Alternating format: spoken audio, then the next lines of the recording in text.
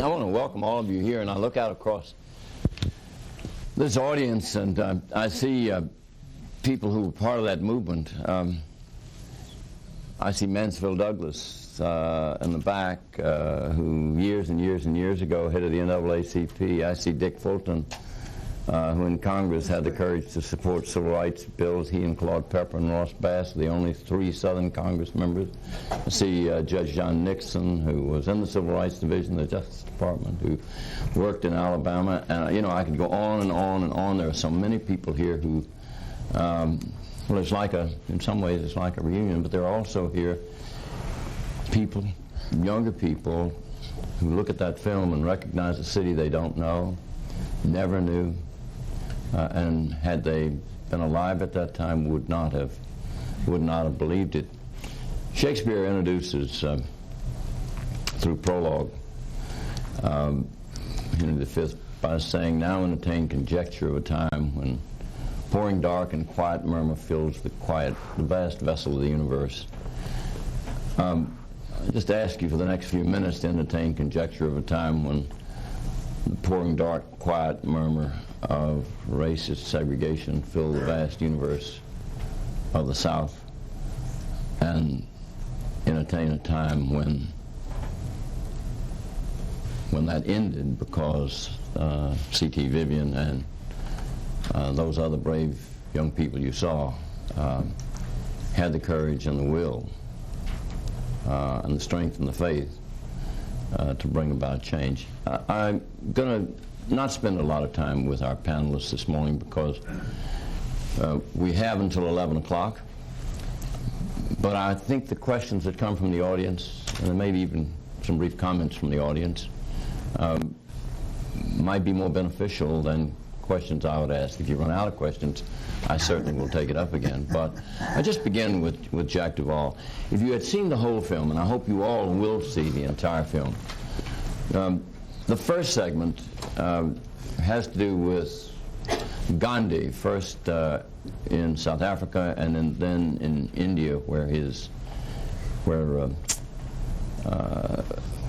leadership brought about dramatic change and brought down the British Empire in the same way that the laws of segregation came tumbling down here in Nashville and elsewhere in the South. And at the end, the third segment of the film is South Africa and Mandela and the struggle that Mandela and Biko and others made to bring about dramatic change in that city. Jack Duvall, let's begin with you. Civil rights movement covered the whole wide universe of the South, and there were many places across the South where the violence was more pervasive, where the punishment was much more severe, where the racism was more deeply ingrained. What was there about this movement in this entire Southland that compelled you to single out Nashville and the sit-in movement as part of this giant mosaic that stretches from South Africa, India to Nashville and back? What was it in Nashville that attracted your attention and drew you to it like a magnet? There actually were several reasons why it was probably, I would say, the best story of all the stories having to do with the struggle to achieve justice and to end segregation in the United States that made Nashville the best emblem for our approach to that conflict in the United States at the time. Keep in mind that our purpose with creating this television series and this film was to tell the story of the development of nonviolent power throughout the world throughout the 20th century. In a sense, an alternate history of the 20th century, how to take power without using violence, which in fact was the most successful form of taking power in the 20th century, regardless of what the tabloid media, the mass media would tend to suggest in the kind of coverage we saw, for example, at the end of the century, which was dominated so much by coverage of wars and revolutions and violent events. I might comment that the title of this film and the television series, A Force More Powerful, is actually a line that came to Gandhi to use during a meeting that he had in 1936 in his ashram with a very well-known African-American minister of the time, Howard Thurman. Dr. Thurman and his wife went to visit Gandhi to talk about the potential, as Dr. Thurman saw it at the time, of using Gandhian principles to take on the practice of segregation in America. And at one point, Dr. Thurman asked Gandhi if he felt that nonviolent resistance was an active force as opposed to just a passive force. And Gandhi just almost came up out of his chair and said, "Active force?" He said, it's the most activist force in the world, the most powerful force that you can imagine. And then he used a couple of interesting words to compare nonviolence to. He said it was more powerful even than electricity or ether, which was a scientific term at the time. It was clear that Gandhi saw the use of nonviolent sanctions in conflict to prevail against injustice in almost a scientific sense. And you saw in the film when Jim Lawson was referred to by Bernard Lafayette as kind of a hardball. You know, he was so cool, he was so controlled, you know, he had a very precise idea of what he wanted to accomplish. And it was really because of the figure of, to answer your question, of Jim Lawson, who had studied Gandhi and what Gandhi had done by going to India himself. Lived there 3 years, as I recall. Exactly. And had been asked by Martin Luther King to come to Nashville to play a part in the struggle in Nashville, in part because of what he had learned systematically about the use of these ideas. That drew us, just as Martin Luther King drew Jim Lawson to Nashville, we were drawn to the story of what happened in Nashville, in part because Lawson represented personal continuity between what Gandhi had done in India and what many leaders of the civil rights movement, such as C.T., were doing in cities like Nashville throughout the American South. There were other reasons, of course, as well, why Nashville was a wonderful story for us to include in this television series about the whole sweep of nonviolent action in the 20th century. It was a complete story. There was a beginning, a middle, and an end, and there was a decisive outcome in a relatively short period of time. And you could see clearly what ordinary people were doing once equipped with these ideas and techniques. And also it was a wonderful story because of the fact that, as happened in some of the conflicts of the 20th century in which nonviolent action was used, but not in all, there was a conversion experience for many of those who had been on the other side. The complete context, although it did take time, for this system of injustice came down, and it came down in part because those people who had been on the other side helped to bring it down once the process of change was in effect because of the movement that had traction and that ordinary people came out of their homes and out of their businesses to support. So it had so many of the elements emblematically that were present in many of these other conflicts, which took a much longer period of time to unfold. I mean, the struggle against apartheid in South Africa went on for 30 or 40 years, and even the culminating phase in which nonviolent action was so important took virtually 10 years. The struggle against communism in Poland took 20 or 30 years after that movement originally began. But here you had a movement which was able to unfold in a matter of a few years, and just in a matter of weeks have the events take place that you saw in the film. So those were many of the reasons why we chose to use the Nashville story. You know, as I watched that film, I was sitting between the two of you, and I couldn't help myself.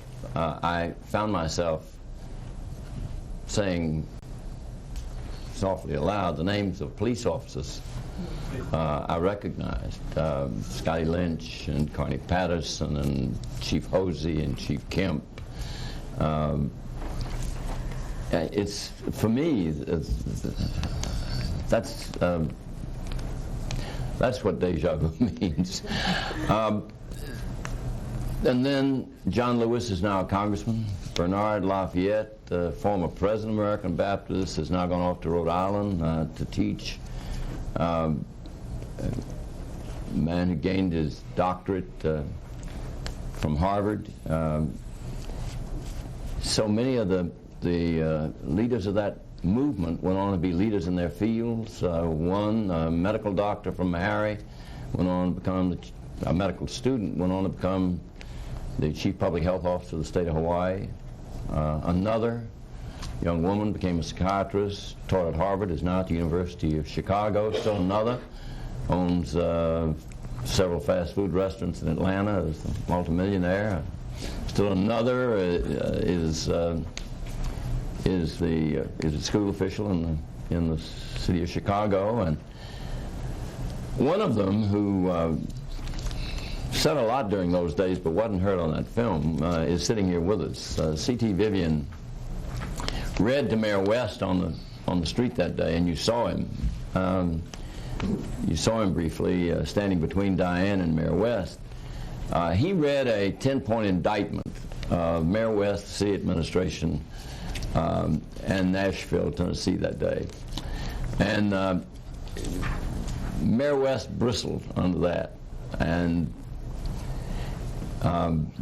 it was a strong indictment that Cordy Vivian read, and it was the truth, the unshakable facts behind the indictment. I think that made the mayor uncomfortable and made the city uncomfortable. That's right. We've heard from the producer of the film why he came here. Talk a little bit in person about the spirit of the times and where you were. I heard not too long ago one of those young people say that at one point in a demonstration you were struck, and that he instinctively raised his fist to strike the white racist who had struck you, and that your glare and your whispered admonition reminded him of the training you all had given him. Even when you were struck, you would not let someone strike back in your defense and would not strike back yourself. It's that spirit that I'm sure captured the producer and that made it work. Talk about it, C.T. Yeah, I see the film turns on so much, and I'm so thankful to you for that. That's a tremendous film, and you put all this stuff together from a number of places and the people, and brought back any number of events. And I think it's a spirit that we can see, and I think you see it in the conflict that is not exactly shown. You see, Mayor West did bristle. That he couldn't deny nothing, and he was well for him to speak to Diane and respond positively. We had planned that, because if he didn't, then we would be back on him. You get my point? And he would have to answer something which we knew he couldn't. Right? In fact, this is why the bristling really is the conflict between two worlds. As you said, there's really two total communities here, and one of them spoke as though it spoke for everybody, but it only spoke for white people. It never did speak for black people, and there was this conflict there as the idea that we knew that what the Southern way of life was, which was taken as normal for white people, was in fact an evil way of life. They couldn't say that. We could say that, right? Is that the Southern way of life was debilitating, destructive to life. It, in fact, demeaned everything that was human. That kind of language could never be said in white America, right? Is that what we knew is that until radical good forced radical evil, there could not be a change. Remember when we were talking about that the first few days they just figured that, well, this will go away, all right? It's just black young people having a fling. right? And we kept coming back and kept coming back and kept coming back, because the concept was to be so radically good you reach the very conscience of these people, so that they could not go to church on Sunday and talk about God and truth and justice. Because what we were really deciding was, see, the religious environment now, ready to decide whose God is God. Is God a white racist? Is God a hater? Is God a slaver? Right? Is God who denies human beings because of their color? Does the Scripture speak to whose side? Right? And everybody was having to make up their mind of which side are you on, which is one of our songs in the movement. Which side are you on, boys? Which side are you on, right? Which was an old labor song which we made for our own use, right? And they took a number of spirituals in the labor movement and remade them for their use, right? It's a trade-off, right? Now, we have to see that as the spirit of the time. We have to see another thing, is remember, we had just fought a world war, right? And had come back to find that we were treated better all over the world than we were treated here in the land for which we were fighting. It was not going to be long before something was going to happen, right? And we saw very clearly that if it happened violently, then we would be hating each other for the next 3 or 4 generations. If we could make this happen nonviolently, we could change things. One other piece about the spirit of this town, right, that isn't mentioned, which you could all start a little further back, in fact. You see, Martin King had invited Kelly Miller Smith into a South-wide meeting of really key leaders in a number of towns, right? I mean, really key, just 1 or 2, right? And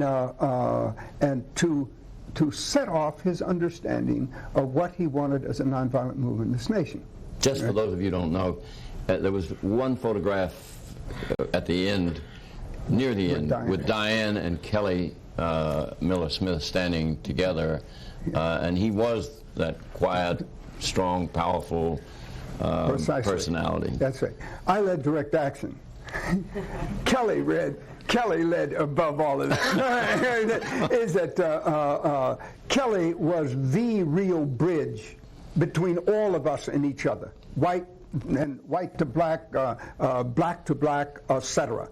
Kelly was the most phenomenal single personality that I've ever met. Right, and everybody loved Kelly. Had to. He's a marvelous human being. He was the pastor of First Baptist Church. The name that wasn't mentioned in the film, it said the church in which they met in the basement and went on to do. That was First Baptist Church. And it's the old First Baptist Church. It's been replaced now. That's right. Just down the street now, it's replaced. That's right. And it's the old First Baptist Church on, north. Yeah, 8th. You see what I mean? 8th Avenue. You see, you have to say it that way because we were so divided, still are, right? Is that there's a First Baptist Church over there and a First Baptist Church over here and this and that, you know, all duplications. And I just wonder how often God laughs at it all. Is that all done in the name of Jesus, right? No, is that, and see, and we laugh because we realize how ridiculous that was then, because we didn't laugh then. All right? Is that was a part of an understanding of the atmosphere. When Kelly came back, Kelly started to try to get ministers involved. This was the point, right? Is that 6 of us stayed with that concept. Now, I had my first nonviolent movement in Peoria, Illinois, 9 years before Martin started in Montgomery. You see what I mean? So I understood the power of nonviolence because we'd done the same thing. We'd open lunch counters, right? And because that's what we had in the North that was not open. Believe me, in Peoria, Illinois, in Chicago, Illinois, in the early 1940s, you couldn't eat in a restaurant in downtown in the Loop, right? Now, so you see, we realized finally that was up south. And as the Saturday Evening Post one time said after the March on Washington, says, we must admit it's all South, all right, is that the racism was rampant in the nation. That's a part of seeing the backup. The South didn't feel too badly because they knew, whether the South wanted to admit it, that it too is racist, right? All of that is a part of it. We began here and could only get the 6 ministers to move.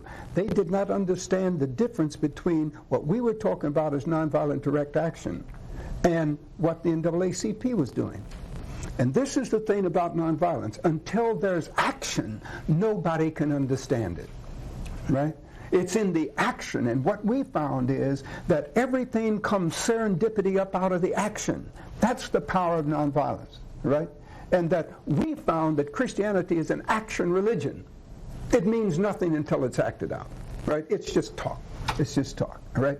We, at the same time that we were changing the laws of this nation, we were changing the religion of this nation.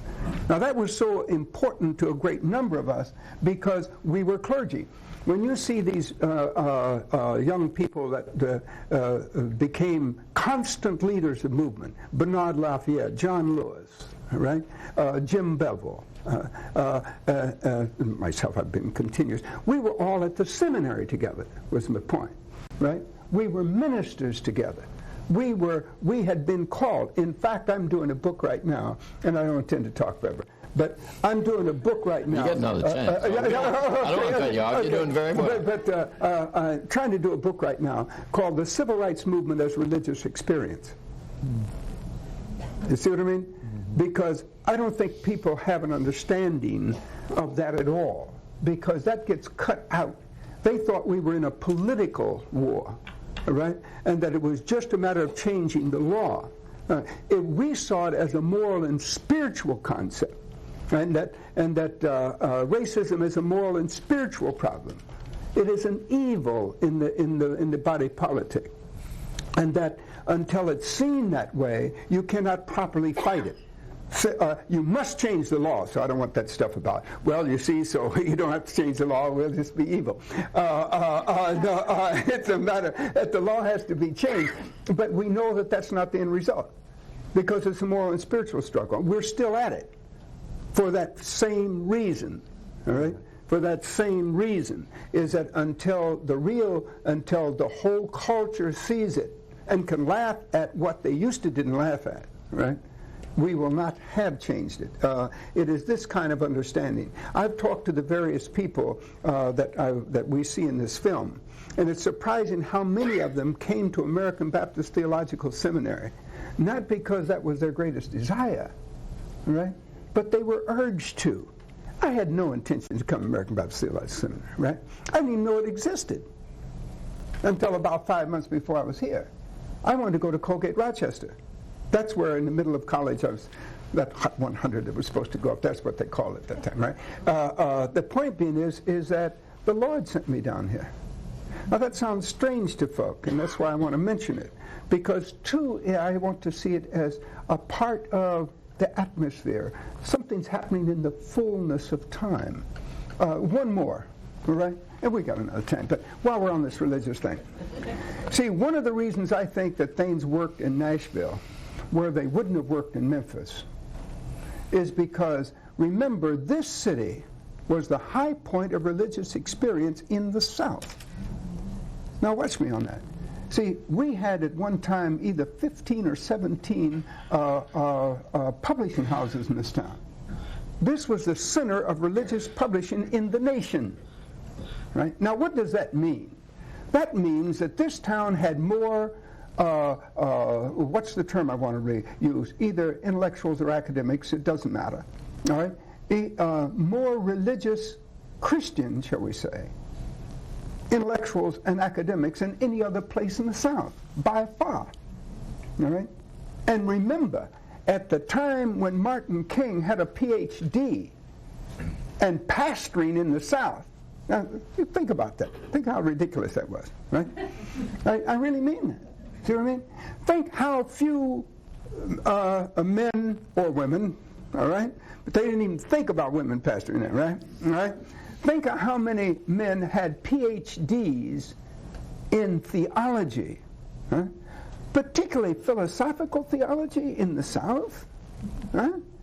You were lucky if your pastor had a high school education, black or white, when you think about it. All right? We don't like to think about it, but when you think about it, right? Here's a PhD who comes to the South in a little town in Montgomery, Alabama. Had no intention of coming to Montgomery. That was just a rest after finishing his PhD, right? God stepped in and said, well, hang around, boy.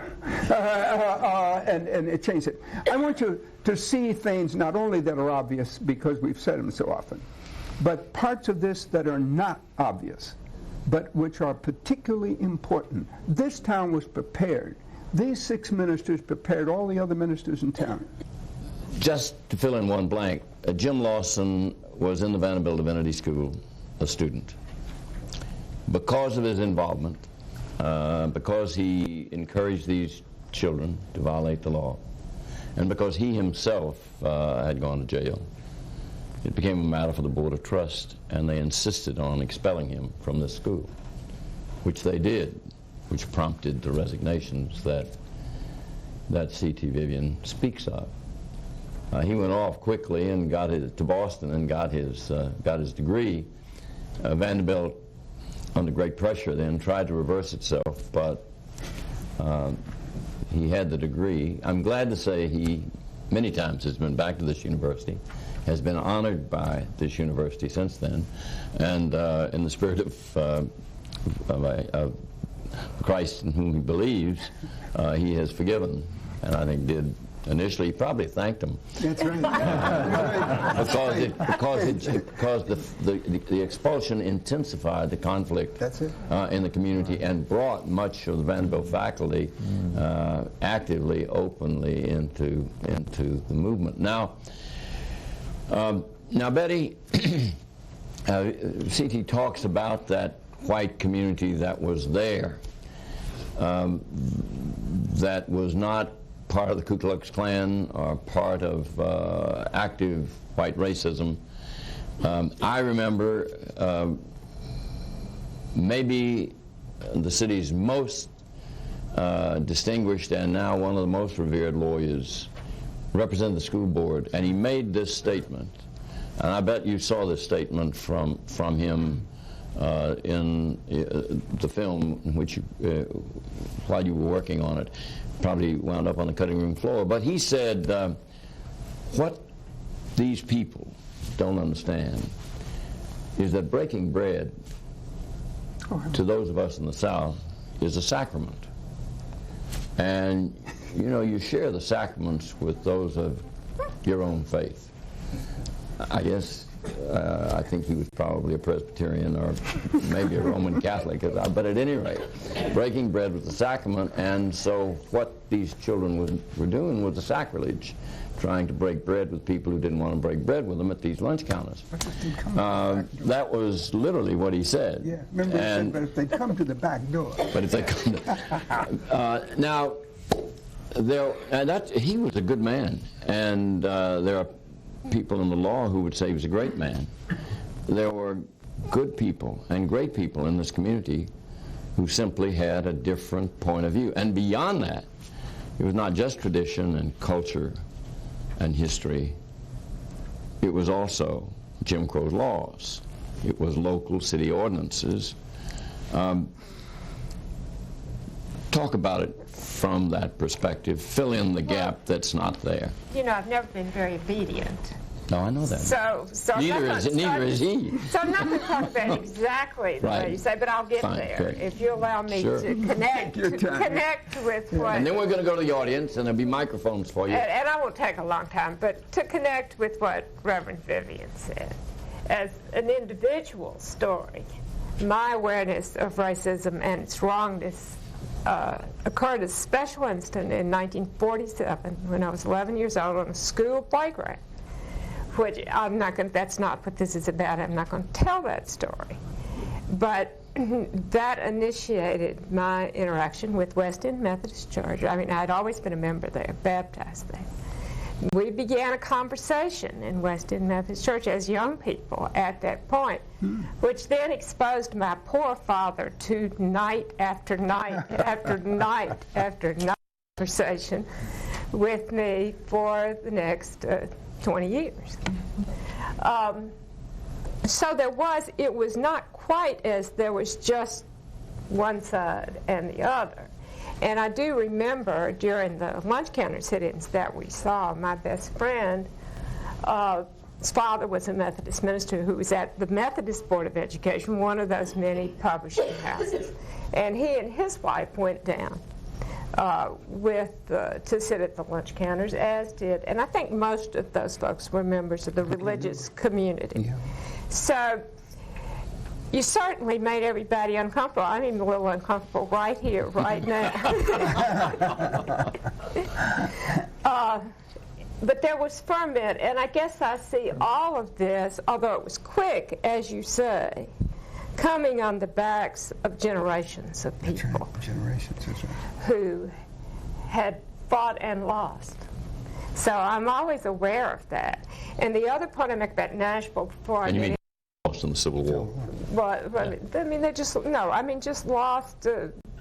I think of it as African Americans, I think of it as part of the women's Oh, I see, movement. sure. How many people Oh, sure. I see. really did that? But they never got to see the fun stuff.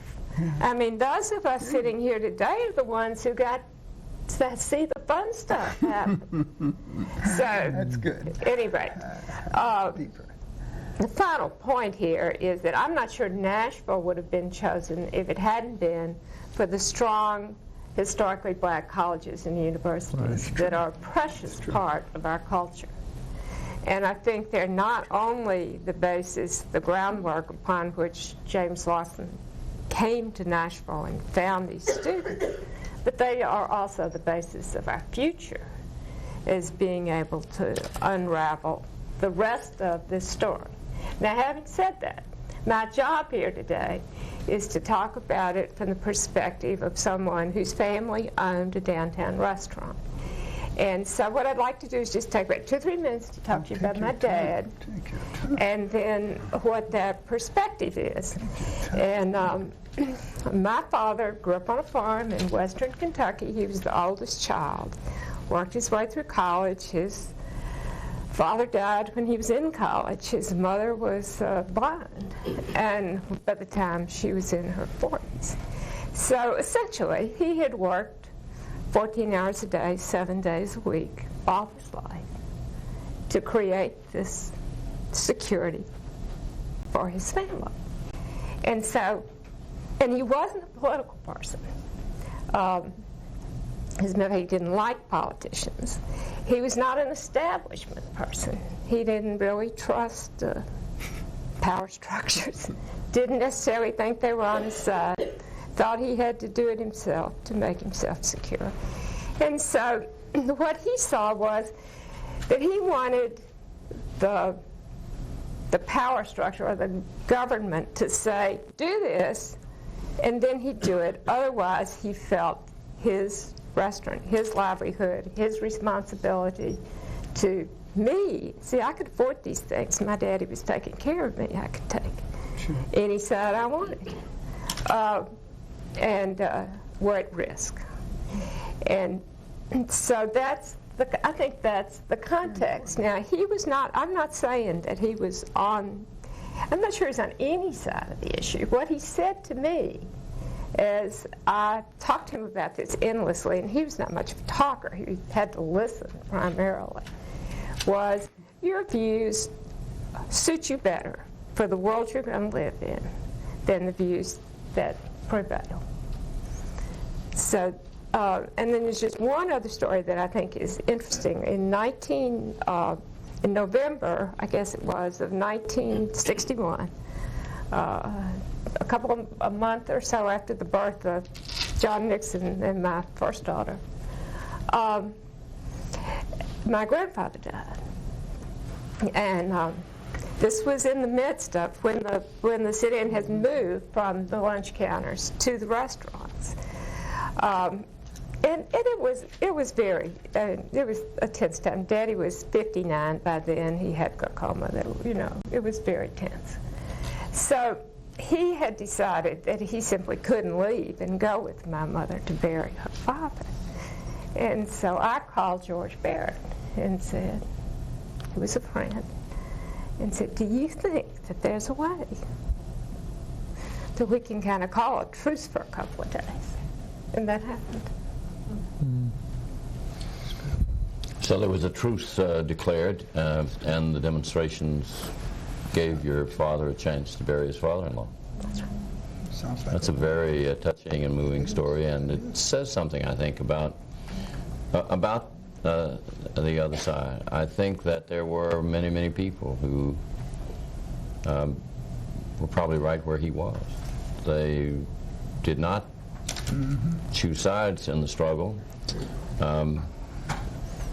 Betty said something that might not be clear to many of you who weren't there. She said when the movement left the department store lunch counters and moved to the restaurants, that was part of those 2-3 years that I was talking about on the film. The lunch counters were first, and I take it, CT, the lunch counters were first because you were allowed to buy anything else in that store except food. And when Mayor West was talking and responding, Jack, he says, no, I don't think it's right. And what he's really saying is morally wrong. It's not right for them to sell you everything, but deny you service at the lunch counter. And so after the boycott downtown was so effective that Easter, the movement then went to the restaurants, and Cross Keys, Betty's father's restaurant, was on 6th Avenue, just off Commerce Street, across the street from B&W Cafeteria, and up the street from what was then Harvey's department store, where there was a downstairs and an upstairs restaurant, both of which had been integrated. Well, I don't know whether I have explained that in a way to confuse you all or not, but at any rate, the theaters came a year after that, and gradually, after Ben West spoke, the walls did come tumbling down. There's a plaque on City Hall that CT came back to dedicate. Let's go to those of you who have questions, because I understand that you're crying, you're emotional, you're talking about your father and so forth. But we look at South Africa, they had a truth and reconciliation process, and they're still working through that. And but part of that is people who had the power to admit the fact that they did some very devilish deeds. I think we haven't had a process that here in America that where whites and blacks can come together and have that type of dialogue.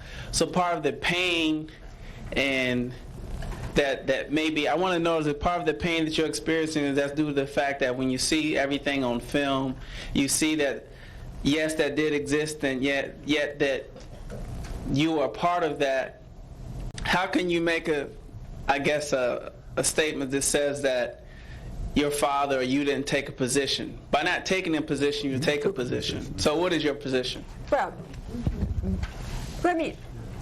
there's no question that what went on in the South was wrong.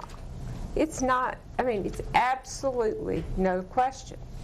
And there's no question that everybody who was white Southerner, including me, and I can even be very specific about that, benefited in various ways from the wrongs that were done to black people in the South. In no way do I argue that. And absolutely we need, we need to talk about that. That's something that I talk about with my friends. I've never met you, so we've not ever talked about that. My only perspective here was John asked me to explain what wasn't seen on the film. And my attempt, good or bad, was to say, this was the sort of mindset of folks who worried about their own, everything that they had built for their families, for security for their economic well-being. It's interesting. I was talking to a friend of mine who is an African American who was living in Nashville recently about this, and he was the porter in the bank down the street. And he said those students walked by, and I wanted to go out there with them. But I was afraid that if I went, I'd be fired. So I'm not defending that. Would it have been better, as somebody said in the film, if this had all been done a long time ago? If it all never happened, and all the generations of things that happened that went on before would have never happened? Absolutely. But somehow we have to go on. You know, and I just would add to what Betty said. As I think back on that time, I think of my own childhood. I can't tell you how many times, as a child, as a teenager, maybe even as a young adult, I sat on the front of a trolley car or a city bus in this town and watched Mama Rose Parks' Nashville counterparts, after long days taking care of the domestic needs of families like mine, sat there and watched them walk to the back of the bus, watched many times as they stood in the back of the bus with empty seats in front of me, and I felt no pang of conscience about that.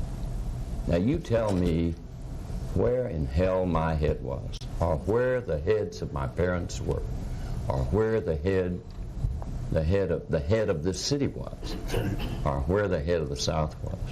I mean, we conformed to culture.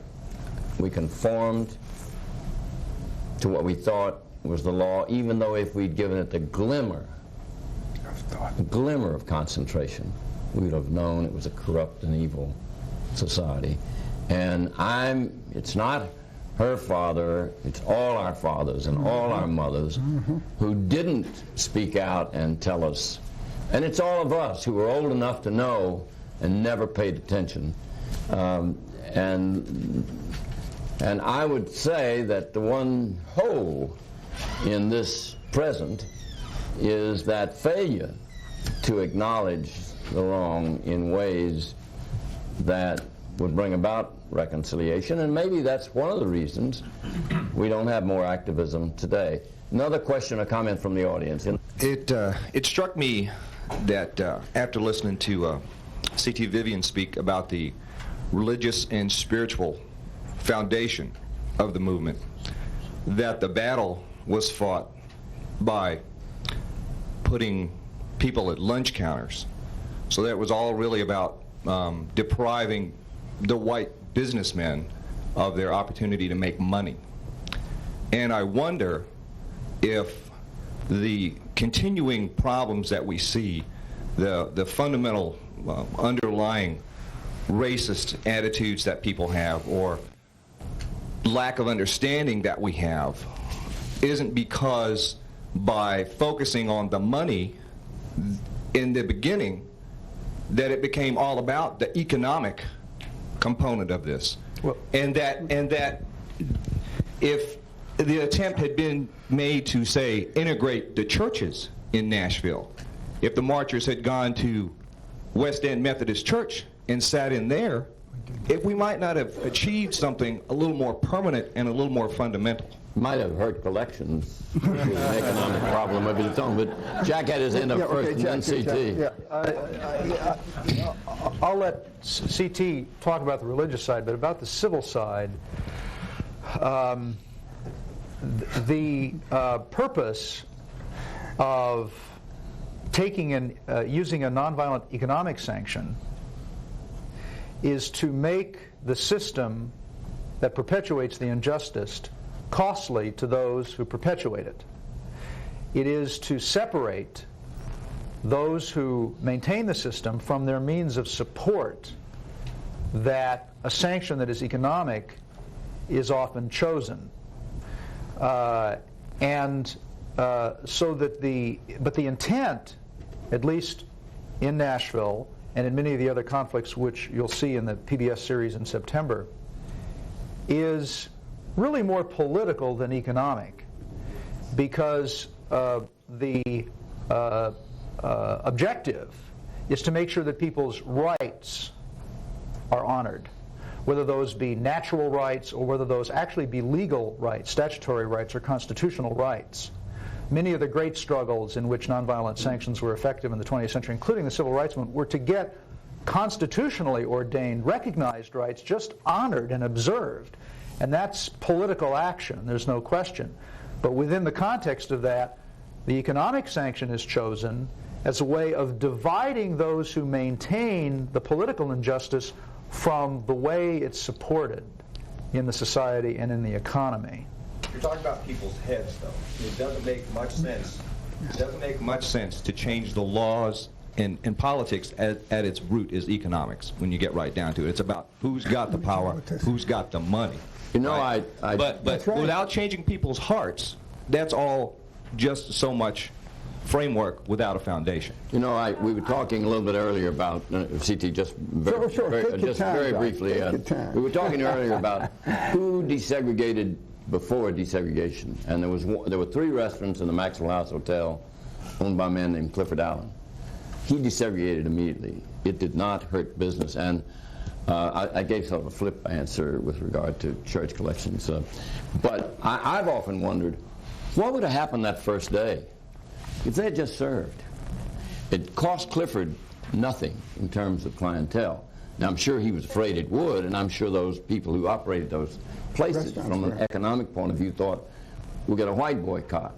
But I wondered many times, if they had just capitulated from the first day or the second week, I think it's pretty clear they would have lost no money, there would have been some disruption, they would have been in violation of the law, as Betty says her father worried about, but you respond, CT. With Yeah, I mean, basically, I think you're 100% right, and this is what we always said to them afterwards, right? See, there's a couple of things that have come up here in the last couple of questions that I think overlay each other. Number one, how do you define? See, we didn't define boycott. We defined it as economic withdrawal. See, we were withdrawing our money from an evil system. We were refusing to pay to be destroyed, right? But you were never educated to that. Meaning the average white society. person, right? They saw themselves as being beaten over the head by black people. We saw ourselves as refusing to pay for being destroyed. Because of that, you were never able to get it into your head that your thing was destroying us, because black people were invisible.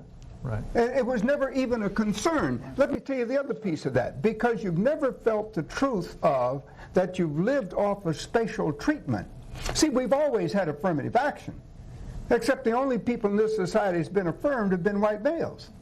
And you've been actively affirmed. Not even white women have been actively affirmed. All right? All right? The point being is that you have never wanted to compete, even though you say you're in a competitive society. Is that all we asked for was an equal opportunity to be where you are. And you said, no, nobody's going to be where white men are. Right? And we said, well, we'll do what we can to be certain that our sense of justice and dignity is honored. That's what this has been all about. Money is secondary to it. All right? The important thing is the dignity. Is that we had black people in the North during the time of the movement saying, what? Go to jail over a hamburger? Right? They said, well, what do you think this is? They were seeing hamburgers. Right. They were black. Right? They were North. They were seeing hamburgers. Right. We were seeing dignity. Right. We had to educate them to it. It was easy for us to get to them. It wasn't easy for us to get to white people. So we couldn't educate you on really what was happening. Betty? Well, the only thing I would add, I think you said in your comment that only money changed and nothing else changed or something like that. And as somebody who's lived in Nashville all my life, I don't think that's right. I think what John said about why didn't I think about it sooner, or that That's the education. it has changed. It's not perfect. It's got many things wrong. I mean, you know, since Adam and Eve, we've lived in the garden of good and evil.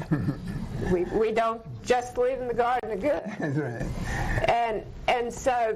And we'll have to change again.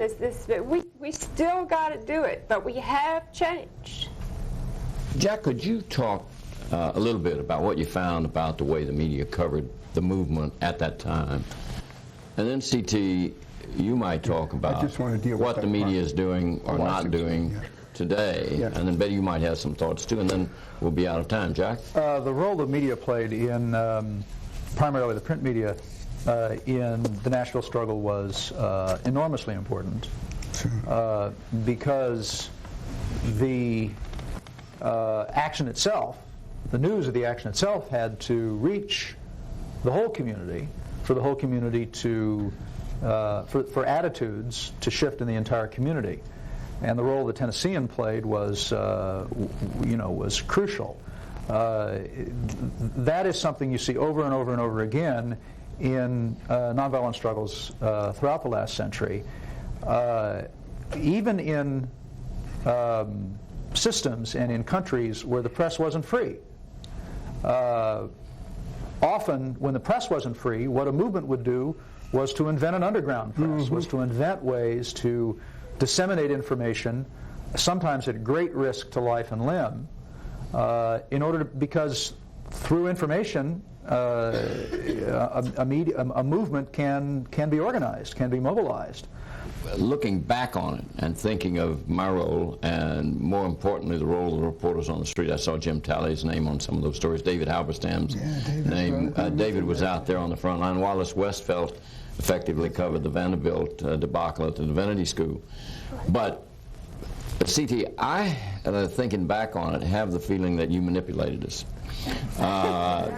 to our own advantage and to the community's advantage. And you've never confessed. And you've told, we've heard from the other room, confession is good for the soul, That's right, both black soul and white soul, right? Look, you know, what you're saying is tremendously important. In fact, one of the things I remember is that you held a conference here at Vanderbilt on the media and the movement, yes. Right? Right. And the very truth is, one has to see the nonviolent basis for movement. The nonviolent basis for movement is to reach the conscience of the populace. One of the reasons that some of those other movements took so long, for the very reason you're talking about, their media was controlled. Our media was not controlled. The great battle between your newspaper and the Banner is something that has never been mentioned here, all right?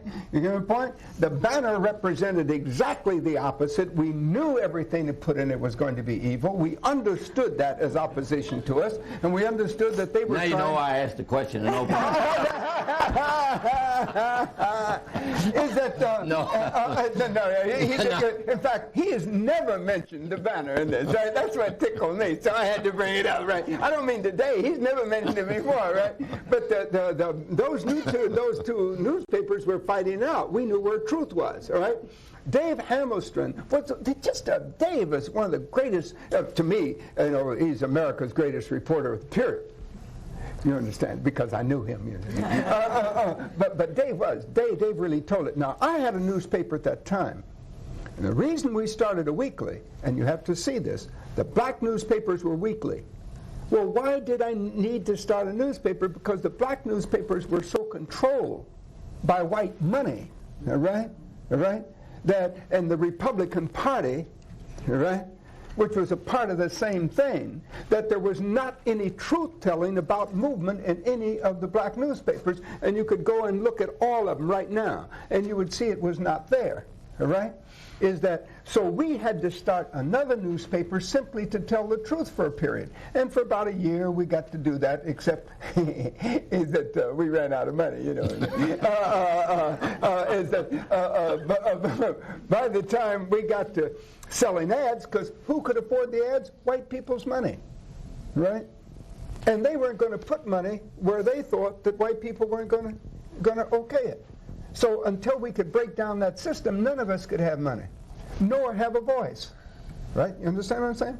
You see, is that now when we began to deal with that, is that the newspapers allowed us to really extend. One thing I learned from that conference, right, is that when the movement started, national news was 15 minutes. All right? Is that by the time the movement ended, it was a half hour, because this had to be reported across the United States and across the world. Following that was the Vietnam War. What John said is that he's sitting on a bus and he's not thinking about it. Nobody is talking about whether you want to call it the secret problem. It's not out there.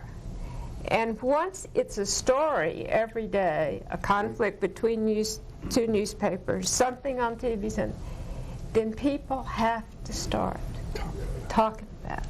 And that's when you start getting a solution. Jack, tell us about tomorrow. Tomorrow at the Green Hills Cinema, the Regal Theater Complex at 1:30 is when the complete 110-minute feature film version of A Force More Powerful will be screened.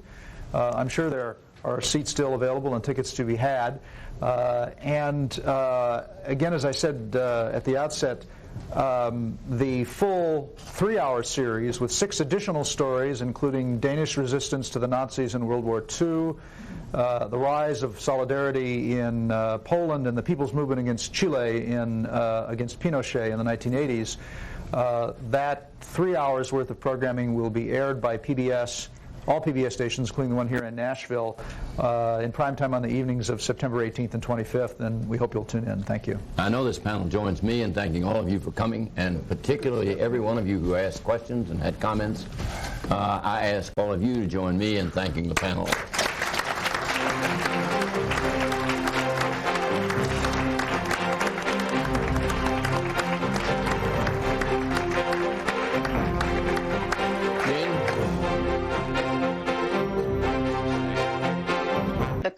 That the labor shortage did take them a bit by surprise. Hannah Sampson there updating us on the travelling chaos in the United States on this holiday. Let's return to Australia now, where there has been torrential rain and flooding in the largest city, Sydney. Authorities say it is facing what they called a life-threatening emergency situation. One person has already died and thousands have been told to leave their homes. The Bureau of Meteorology said up to 350 millimetres of rain had hit certain areas. For some areas, that's 3 times the usual amount for the entire month of July. I spoke earlier to the BBC's Shaima Khalil, who was at one of the worst hit neighbourhoods in Western Sydney. To give you an idea about what's going on, I'm in southwestern Sydney in the area of Windsor, and just over a year ago I was standing in almost the exact same spot, recording and reporting on a major flooding event, and here I am again. This is the 3rd time this has happened to the people of this town. Right now, in March and also back in 2021. And I'm in one of the neighborhoods, just opposite one of the houses where the residents are looking out in what's supposed to be their backyard and a road, and it's hardly visible. It's water as far as the eyes can see, and a street sign is actually barely visible from where I am. I'm also looking at a boat, a state emergency service boat. Rescuers have come here with supplies. They're also helping people to get out of their houses. We're going to try and stay out of the way as well.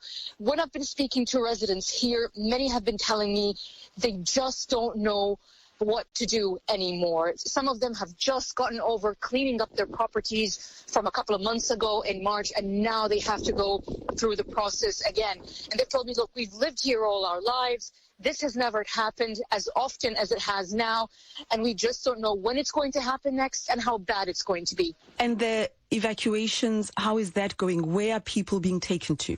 There are at least 7 evacuation centres in that area of southwestern Sydney. People have been told that if they have to evacuate, they need to be ready. And I'm actually just looking at a family here packing up their cars and their belongings. People are being advised to be as ready as they can, as soon as they can. But what's also an indication of how bad things are going is that those who have been ordered to evacuate have also been told to consider multiple routes out of their properties because some of the roads have been cut off. Like the one I'm looking at right now, you just can't go anywhere. The cars have stopped to a point, and then it just looks like a major river as far as the eye can see. And so even those who are told to evacuate have to consider where they can go safely. Otherwise, of course, this is the start of the school holidays, and many families were getting ready to travel. Many are now being told to cancel those plans unless people have been ordered to evacuate.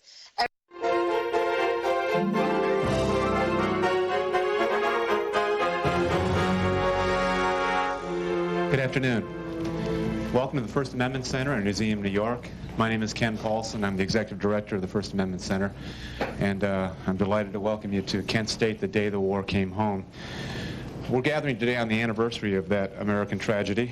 On a Monday morning 30 years ago, 4 students at Kent State University were fatally shot by the Ohio National Guard during a protest of the Vietnam War. This event and others being held in remembrance today across this country provide both a history lesson and some valuable perspective. Today we live at a time of relative economic prosperity and relative global peace. A good number of young Americans have never seen protests or assembly in action. Our own surveys at the First Amendment Center suggest that many Americans have lost both sight of the freedom of assembly and the value of freedom of assembly, one of the 5 freedoms contained in the First Amendment. In fact, our most recent survey, a State of the First Amendment study we release each year, indicates that 36% of Americans would not permit people to rally for a cause in their community if the subject matter of that assembly, if the subject matter of that protest might offend anyone in the community. A full third of Americans are ready to waive their right to assembly. In fact, many Americans forget the core purpose of the First Amendment, which is to preserve the right to speak out about matters of public importance without fear of reprisal from government. The First Amendment protects us from the government. On that day 30 years ago, Americans saw firsthand what happens when government becomes overzealous and tries to curb public protest. As the Akron Beacon Journal reported then, the governor of Ohio had taken control of the Kent State campus, had taken it away from university officials, and issued orders that the National Guard was to break up any and all campus assemblies, peaceful or not. We saw the results of that on that tragic day. And it is of some reassurance, I suppose, that when government infringed on the First Amendment right of assembly in such a dramatic and devastating fashion, another arm of the First Amendment, namely a free press, served to illuminate the issue and uncover what went wrong. Today you'll hear from the man who played a pivotal role as a managing editor of the Akron Beacon Journal in its Pulitzer Prize-winning coverage of the incident at Kent State. Here to lead the discussion and introduce our very special guest is Senior Vice President of the Freedom Forum and Executive Director of the Media Studies Center, my colleague Bob Giles. Thank you, Ken, and good afternoon. I'm very pleased to introduce John Philo. John was a student photographer at Kent State University, and he took the photograph that has become the symbol of that terrible day on an Ohio campus. We'll talk about the photograph and how John got it in a few minutes. John, after graduating from Kent State, continued his work in photojournalism. He has worked for the Associated Press, the Philadelphia Inquirer, Baltimore Sun, Newsweek magazine, and is currently Director of Photo Operations for CBS. Welcome, John. Thank you. Pleasure to be here.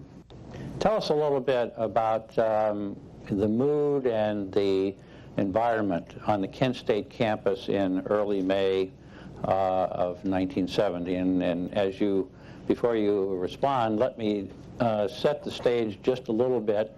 On Thursday, April the 30th, President Nixon had made a radio or television speech announcing that U.S. troops were going to invade Cambodia as part of the Vietnam War.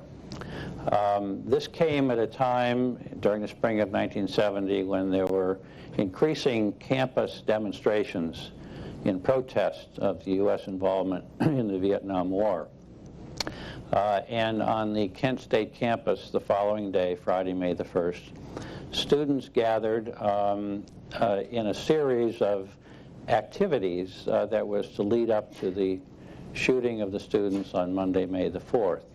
There was a demonstration during the afternoon on Friday in which the U.S. Constitution was buried. That evening on Water Street, which was a downtown strip of bars and restaurants, there was some rioting, some windows were broken, the police were involved, curfews were established. The following day, Saturday, was generally peaceful, but on Saturday night, the students burned down the ROTC building on the campus. That was an old World War II wooden barracks type of building. The students, after many failed attempts, managed to set a fire and burn. On Sunday, troops of the Ohio National Guard appeared on the campus. And for a while during the day, it was sort of a springtime frolic. The students and the Guard intermingled. One of the students who was killed on Monday, a woman named Allison Krause, put a flower in the barrel of one of the guardsmen's rifle, and she said to him, "Flowers are better than guns." But during the day, as the day wore on, the tensions increased between the students and the Guard, and the student resentment to the appearance of the National Guard on their campus grew and grew, setting the stage for a scheduled noontime rally on the campus the following day, Monday, May the 4th. John, tell us what you were doing that weekend and how you came to be involved in the coverage of the shooting on Monday. Just a little background. I was majoring in photojournalism. I had left campus on, I had worked for the university as the head undergraduate lab assistant in the Department of Photography, which meant I sort of checked out equipment, mixed chemistry, kept the lab functioning for students to do their work. I had to finish my senior portfolio, so I had packed up into my car a large format camera to run to the hills of Pennsylvania to shoot macro work on moss and teaberry, which was the only thing that had any color at that time of year, and left campus. And after those demonstrations that were previously mentioned, everyone, I think, student and the student body was sort of amazed at the rhetoric of we're expanding the war to shorten it. And that's sort of the note I left on campus, thinking that not much was going to happen, and only to find, as I tuned into a radio report the next day of what happened at Kent the previous night. And so I returned to campus on Sunday to an atmosphere of students playing Frisbee with National Guardsmen. You know, they were the guys that drove the trucks. There was a hard perimeter around the burnt structure of the ROTC building. Every one of my roommates, everyone that was working for the yearbook or the newspaper had jobs. You know, they've been contacted by Life magazine or Newsweek. Everyone, I was the only one without a gig, so to speak. And I thought I had the most experience, but I'd been working as a photographer since high school at a small newspaper in western Pennsylvania. And I just thought the biggest event of my college career was over, and I'd missed it. You know, like I said, it was a balmy Sunday afternoon, and we had to be off campus by 7 o'clock if we didn't live there.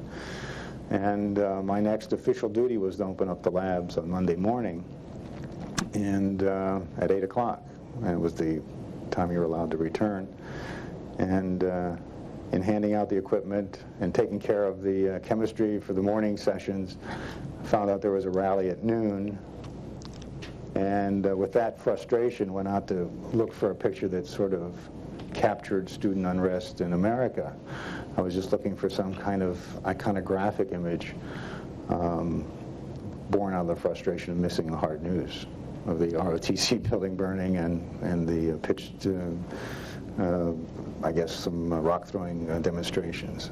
Some of your colleagues who are young photographers apparently had gotten really plum assignments on campus while you were off at Ohio State that weekend. Right.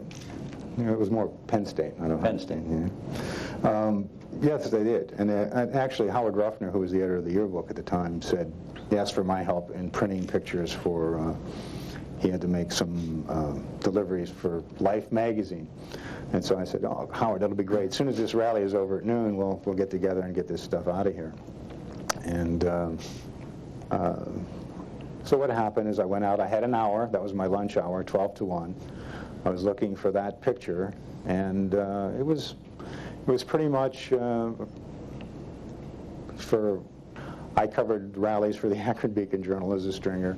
It was pretty much our standard rally: the ringing of the bell, except today, on that Monday, May 4th, 1970, it seemed like the entire student population was there to watch what would unfold. And so, with the initial few barrages of tear gas, it was sort of a balmy day. As that dissipated, the students returned, and finally there was a march across the Commons. This isn't the first photo that I took, but this basically is the Guard has started their advance. The expression of the students are one of like, "Wow, they're chasing us now. Let's get out of here." The tear gas has stopped. Let's move on. The gentleman in the center holding the folio there is Bill Schroeder, who was, as Bob mentioned, was just coming from class. At this particular time, this area of campus was the crossroads for all class changes. In the background is Old Main, part of campus. That's the heating plant with the two giant stacks. And the new campus is sort of to my back. So you had this was the area of the crossroads of sort of the university. And the student union is to the right of the burnt-out ROTC structure, Bob. I don't know if you can point that out in the background. It was over there. So this was an area of high traffic, a lot of people really wanting to see what was going to go on with this demonstration. Was this a flag that one of the students was carrying as a rallying point for the? I guess I think it had just Kent scribbled on it. There were two flags, I believe, and I think Alan had one and someone else. But, now let's call up this photograph, please. So after missing all the news of the weekend, the Governor Rhodes' speech, the burning of the ROTC building, the trashing of Water Street in Kent, I was very happy with myself that I was able to see this picture develop, get into a position, and have the right lens, and compose this and say, well, there's my picture. There's, I've missed all that news, but now I've got my little icon I was looking for, the student protest in America being met with this overwhelming armed force. And for a lot of us that returned to campus on Sunday and Monday, and that's a real strong majority of the Kent State University. It was sort of a commuter school, as a lot of people referred to it. The issue was not just the war in Vietnam and the expansion of the war into Cambodia, but it was more like, well, how can we go through finals, with all this stuff going on? Let's call a student strike. Everybody just go home, pick up your marbles, go home, and when things return to normal, we'll come back and go to school. And that was the bulk of, I think, the people that were there to see what would happen with the rally. So I was very pleased with myself taking this picture. I felt that even though I missed all that news, that I had a picture that you would call a keeper. Now tell us what was going on in this picture. There's some guardsmen kneeling in the front row and some guardsmen back by the fence. That is a rifle line they were on one knee pointing the rifles to where the students were. And it was around parked cars. Since they had stopped, the students who were in the top photo that dissolved, they stopped also. And basically, shortly after this, the Guard in the background there regrouped, picked up this squad, and they marched back up the hill that they had just previously descended.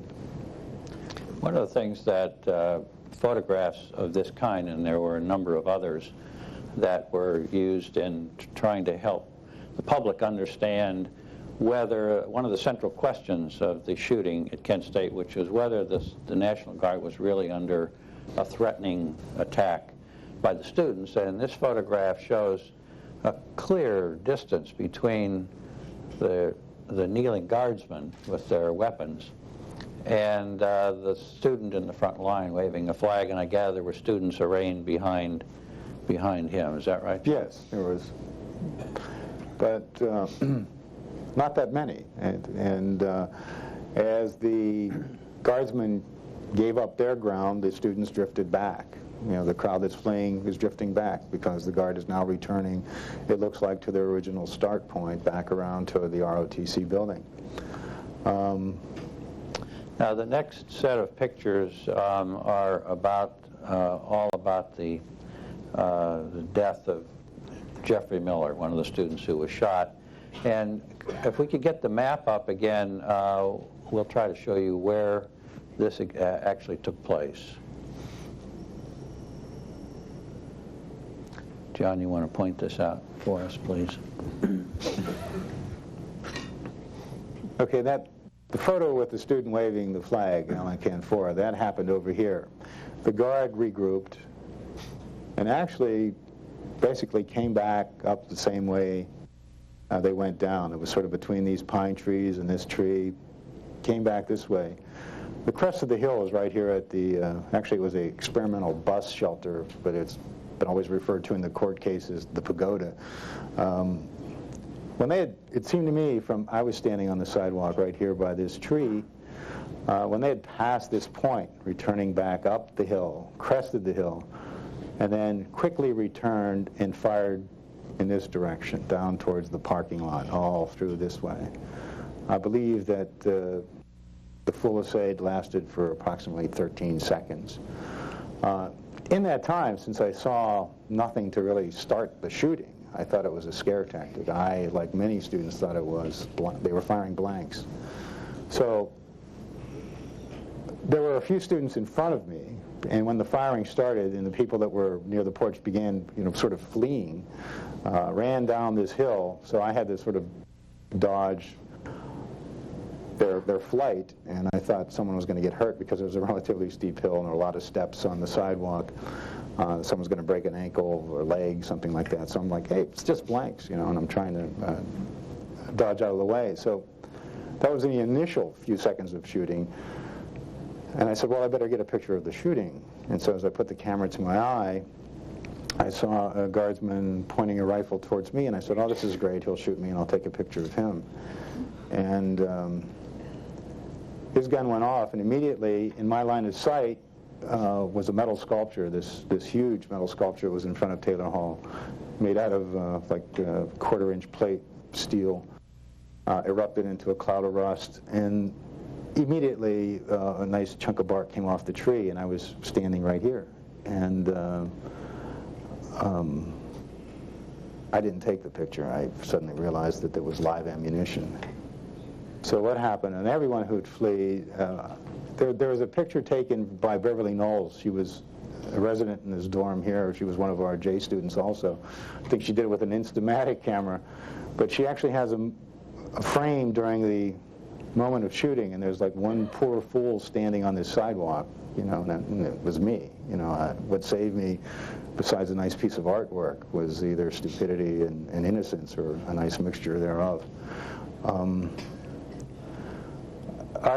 My immediate reaction after doing one of these things, like, well, I'm not bleeding, and I don't think I got shot because it was such a shocking thing, was to flee. So I think I made this distance of about 140 feet in about 3 steps from here, and I was going to, turn the corner at Taylor Hall when I stopped myself, because in checking for myself, I could see the body of Jeffrey Miller lying on the street, and in those few seconds, it was evident to me. I mean, everyone is on the ground, but his body was sort of convulsing its last. And the amount of blood that was on the street is like someone tipped over a bucket. I mean, it was that much and that quick. Let's look at the bottom photograph. Put your light on that. Could we see that picture, please?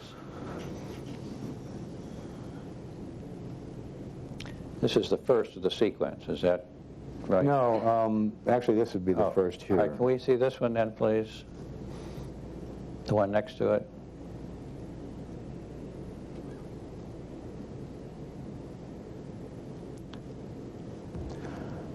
This is after, I did take a frame after the guard stopped shooting, but this is where I stopped myself from fleeing. I mean, it was just the obvious, take flight emotion was well in hand there, and stopped and said, I have to do this. I have to go back and shoot this.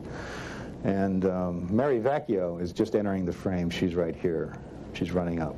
But all these people have just picked themselves up off the grass, or this is where they ended up in their flight from the Fulisade. I think right over here is where Dean Kaler was shot in the spine. And that's people next to him. This woman obviously is reacting to what she's seeing also. I mean, there were people hiding, trying to find shelter along the edge of a curb, I mean, this is at the bottom of the hill. This is what even makes it more shocking and more fantastic if you're there. This is down, down in the valley. All right, let's look at the picture that won the Pulitzer for John.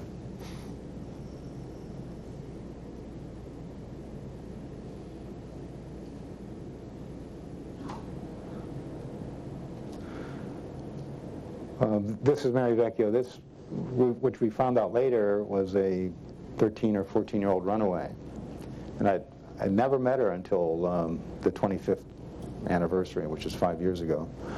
And I'm a math whiz, actually. What happened when she told her story? Because you always sort of try to keep tabs on what's happening to her, because she said this picture ruined her life, and it did cause her a lot of grief in terms of harassment and things of that nature. But 25 years later, in hearing her recount her story of the events of that day, it suddenly realized, because she was that young, that she probably reacted that way. Had it been someone a few years older, they might have just looked at the body. But I think she was actually trying to do something, looked at the body of Jeffrey Miller, realized there was nothing she could do, and out of frustration, just let out with a sort of a scream or a yell. You could see it building inside of her, and she took in what she was looking at. What kind of a camera did you have, John? Nikon and a 43 to 86 zoom lens, which is basically a normal lens, which I had from Howard, borrowed from Howard Ruffner, because all the equipment was out from the student newspaper and yearbook. And luckily he was a returning veteran and had a bag full of equipment, so he was able to loan me that lens. The next photo is just, if we could get that into the center. I mean, it's continuing stories like finding these stories out. I just found this story out last year. This particular woman is an art teacher, and her whole method and the way she teaches art is based on the events that the things that happened to her on May 4th.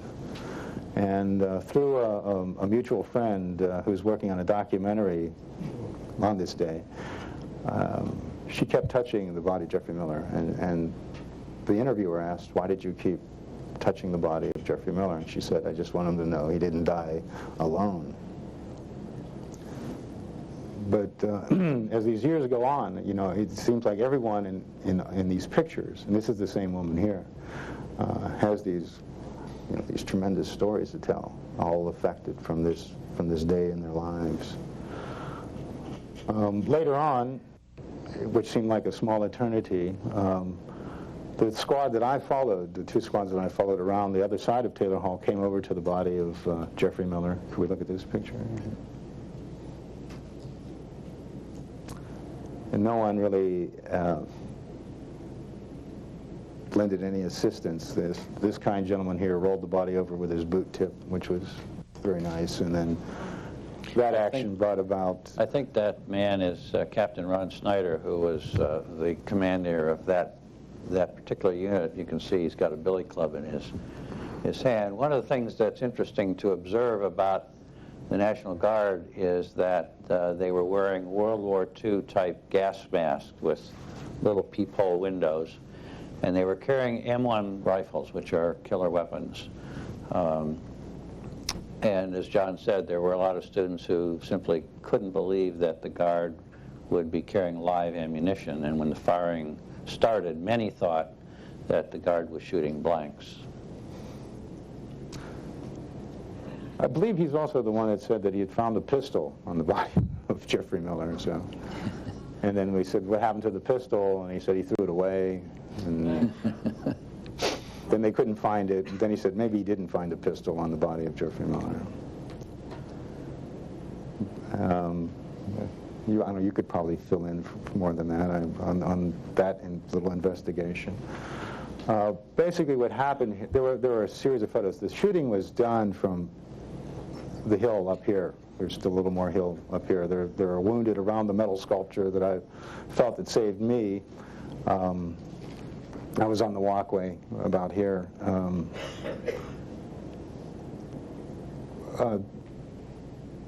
When this happened, I mean, even though there hasn't been, I think the Guard ran out of tear gas about an hour ago, you know, or half an hour ago. They never took off their gas masks. You know, even as the day grew warmer. What happened here after this little incident, the crowd, we'll go to this photo here.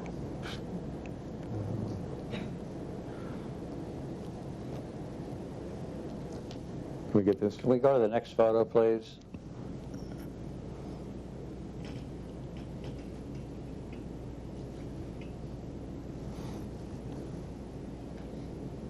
The body of Jeffrey Miller is behind the woman in the striped dress. This is the expression, you know, I would say that went on for about an hour after the shooting. This is the shock I think that most students were in. And what would happen is that this started to get a little vociferous about, you know, what you're doing, and that particular Guard unit pulled back. But up here, it's more evident where the shooting was done from. You know, it was from this end of the pagoda to the corner of Taylor Hall, which you just can't quite see here. What happened after that? It seemed like it took another small eternity for any ambulances or rescue personnel to arrive. When the bodies and the wounded were finally removed, there was a group of students that returned to the commons, if we go back to the very first photo. And I would say they numbered of several hundred. We go to this photo here. And they sat in front of the guardsmen at a distance of about 75 yards, or 60 yards, something like that, and asked the head of the guards, why did you shoot? And the reply that came back was, we're going to shoot again unless you disperse. And no one moved. And that was the most afraid I was that day. Now I had my wits about me, and the adrenaline rush of being shot at was over with. And still, there were 300 or 400 students sitting on those commons and did not budge with those orders. And finally, through the intervention of some really great professors, I think Professor Frank and Professor Barron, literally driven to tears, pleaded for the students to leave, and they finally did. And then they were able, I think they took it upon themselves to just close the university. And so with that, well, tell us what you did with your film, John. And, well, while that was going on, the initial radio reports were starting to come out about what happened at Kent. And the initial radio report said, 2 students, 2 guardsmen killed in shootout at Kent State University. And for those 300 or 400 people sitting on the commons, everyone just said, you could just hear it, whitewash, bullshit, whitewash, you know.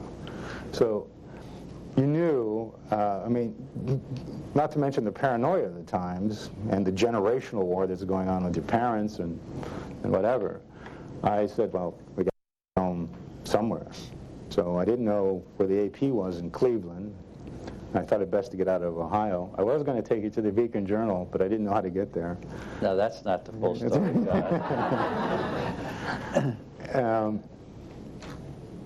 The full story is that the Beacon Journal was a wonderful newspaper. They would lend us city editors, and they would come to the university and teach us good journalism. And every once in a while would have a demonstration, and then someone would say, "Can you shoot this for the Akron Beacon Journal?" Saying, "I'd be glad to." So, you'd give your film to the stringer reporter who would say, "I'll take it in for you." And it would come out in the Akron Beacon Journal, on the page, and you say, "Wow, I got my photo in the Akron Beacon Journal." And so I needed it as I was shooting the T-Berry and Moss for my senior portfolio. I needed my demonstration stuff for senior portfolio. So when I called the Akron Beacon Journal, talked to the chief, I said, "Could I have my film back?" And he said, "Sure, it's down here." He says, it's with like 50 rolls of film. Just come in and pick out your own. I'm going, these are like demonstrations that go over like 2 months, And I said, "Oh man, I'm not. If I ever have to deal with them, I'm not going to anymore," because they couldn't find my film. So what I elected to do, as I drove off campus after campus was closed, you see little sites. I mean, there were now guardsmen on every corner, every intersection surrounding the university. And as I pulled off of campus to go back to our apartment, grabbed some stuff and gear, and then continue my flight home, I'm looking at guardsmen on telephone poles, and they're lopping down telephone cable, which, since it didn't say AT&T guardsmen, I couldn't figure out what the heck was going on, which only fed the paranoia of like, oh man, they're really trying to seal this thing up, and maybe it's best I just keep going. I just keep going. So that's what I did. I never returned to the apartment. I just put the pedal to the metal in my great Volkswagen, and at 45 miles an hour sped away, And for some reason, felt relieved when I crossed the Ohio state line into Pennsylvania, thinking I made it, like I crossed the frontier, and called the newspaper that I worked at since high school and said, "I'm coming in, I have some stuff." And they said, "Did you get any good stuff?" And I said, "Well, I think so." And what was happening to me, because of the shock of the shootings, and because of how high key everything was, I normally work with unexposed film in this pocket, exposed film in this pocket. So at the end of the day, I had a lot of film in this pocket and a few in this pocket, but I couldn't remember taking any one of these photos. I could remember seeing them, but I couldn't remember taking them. But later, as you become a working professional, you realize that's the mode you want to be in, where this becomes automatic. This is before automatic cameras and autofocus and everything else, and you had to take care of the exposure, every frame yourself, behind the clouds, and the sun's in the clouds. So that was my commitment to my newspaper, was that I think so. I think I got something. And so to further the Akron Beacon Journal story, when we finally did get, it was a 2-hour drive, 20-minute drive to the Valley Daily News in Tarentum, PA, circulation about 32,000. They wanted to hold up the film. They said, "Gee, we've already published. We're an afternoon." And I said, "Well, I didn't drive all this way so you could have the film for Tuesday's paper. It has to go out on the wire tonight." And so we ran a lesser roll through first to make sure the chemistry was just fine. Then we ran through the Mary Vecchio picture, the student over the body, second, and we had that picture ready to go relatively quickly. But then in the analog world, to scan pictures in those days, it took 10 minutes. It was like 8 minutes per scan and about 2 minutes talk between pictures. And so anytime a picture would end on a network, which made a really eerie sound, you had about 12 seconds to pick up the receiver, click it, and say, "New York, Tarentum." I have and all across the country, you have a lot of newspapers doing the same thing. So it's like an auction, you know. Like, I got a picture, you know. So you had to wait another picture, you know, and then you have to wait another picture. So I kept doing this, and I think finally I interrupted a picture and caught hell from the AP in New York saying, "Kid, you know, we got like a big news event today. What are you doing?" You know, and I said, "Well, I'm trying to schedule a picture from that news event today." And he said, he said, "Well, where are you?" And I said, "Well, I'm in Pennsylvania." And he said, "How far is that from Kent?" And I said, 120 miles. And he said, "Wow, we got stuff from the Akron Beacon Journal, you know, they've got hundreds of photos we're going to have to take," you know. And I said, "Oh, geez," you know, so skunked again, you know, by my friends at the Akron Beacon Journal.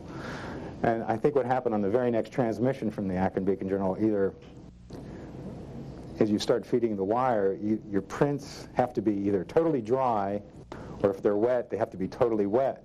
Any lifting off of the cylinder that they're wrapped on would cause an out-of-focus transmission, which is another loss of 8 or 10 minutes. And so I think what happened is they were queuing up their picture, the caption flew off. And so, not to have dead air time, they said, "Trenum, go ahead with your TTR1 or something like that," whatever the call letters were for Trenum. And that's the first picture we sent. And so, being very young and excited and working as a journalist, I had to run out to the newsroom and watch this picture build on the old fax machine, basically. And you could see it build line by line. And it was an involved process. You had to phase an electric motor, get it up to speed, throw a clutch, and then hope you didn't lose the line, and you could hear this audible signal going out over the network that you're transmitting a picture. And so in the newsroom, I'm watching it build, and then it was over. The picture was over. It finally came up, and there was a speaker on these receivers, and you turn up the volume, and you hear that white noise, like in between channels on television, and it was like that shh, you know, and you're saying, well, and I'm thinking they didn't get the picture, you know, or something happened. And so it was the silence, and then what that was all about is people were looking at the picture, and then they said, "Do you have any more?" And then we were able to, you know, do 5 or 6 more photos, and then get back to the Akron Beacon Journal's coverage. Could we get the newspaper page up in the center, please? Well, when we discovered a few days later what John's experience had been, of course, we had an interesting conversation about how to take care of students' negatives at the newspaper. This is the afternoon home-delivered edition of the Beacon Journal on that day, May 4th. And John had mentioned that there was an early report that among the 4 dead were 2 National Guardsmen. That was broadcast and distributed on the United Press International Wire.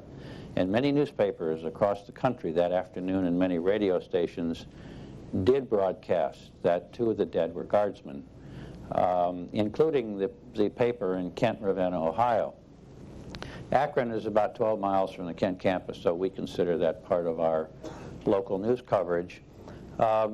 We had a reporter at Ravenna Memorial Hospital who was able to get the identities of the 4 dead, and as well as the 9 students wounded, and there were 2 National Guardsmen also taken to the hospital for heat exhaustion. And so in the edition that went to our home-delivered subscribers, and this probably came off the press 2 hours after the shooting, we had the accurate story. And then our reporting began to shift into not only covering all the events, and trying to interview as many witnesses as possible, but also trying to establish a little bit more clearly the answer to some of the pressing questions about the shooting.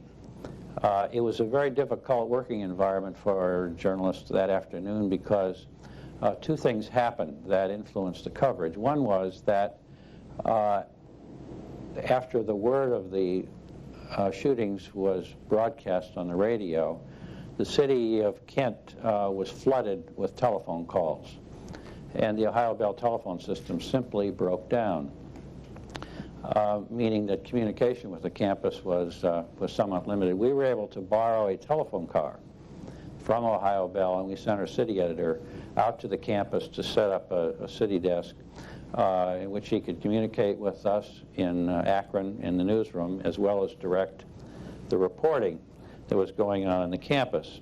The other dimension that made it difficult was that the university was closed very soon after the shooting, and students were being bused off campus and sent home for what turned out to be the rest of the semester.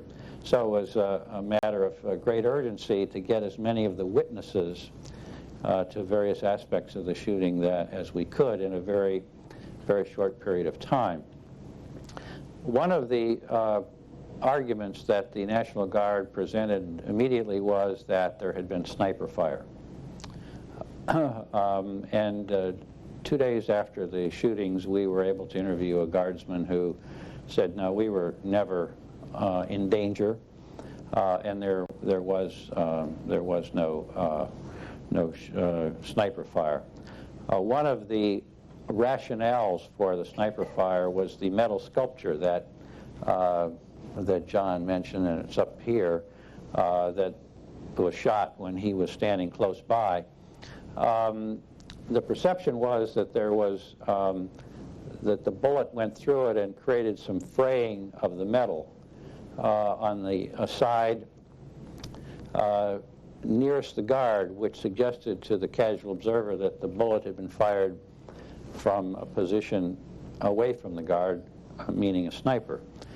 We took a similar piece of metal to a marksman and had several bullets fired into it, which demonstrated that, in fact, that bullet hole came from the guard position. And while the National Guard continued to make the representation that there had been a sniper, that argument was pretty well diffused. We continued to cover this story in a very significant way over a number of months. The most important story that we did after the coverage of the shooting came in July. We were able to get a copy of the FBI's preliminary report that had been prepared for a grand jury. And the FBI basically said that the guard was not in danger and had no reason to shoot at the students. That story created an enormous amount of controversy. J. Edgar Hoover took umbrage at the fact that a secret document from the FBI had been leaked to the newspaper. And we had an exchange of letters with him and our editor, John S. Knight, that we published.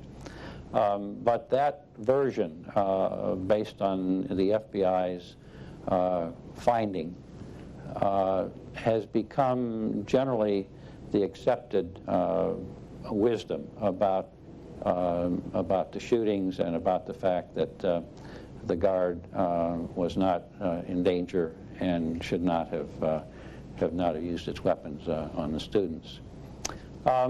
We'd like to invite you to join the conversation. John and I both recognize that this event has become, in some ways, symbolic of the time in which it took place. And as we all know, that various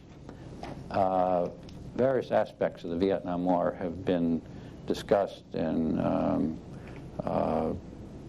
honored and recognized over the last several years, and certainly Kent State is one of them. And I think many people today who are meeting in Kent, Ohio on the campus and watching television news reports and reading about it in the newspaper are reflecting on the meaning of it.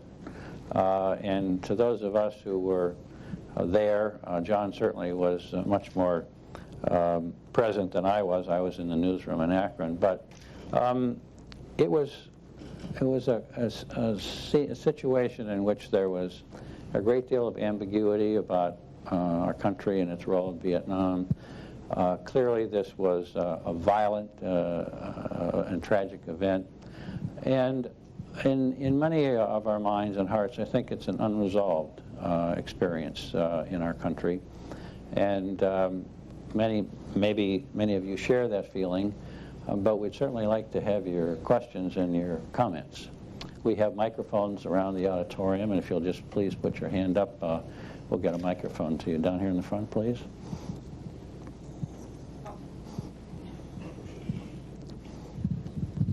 You mentioned that you have talked to Mary Vecchio. Has anybody talked to whichever National Guard commander ordered the whole thing? And if so, what did that person have to say some years later?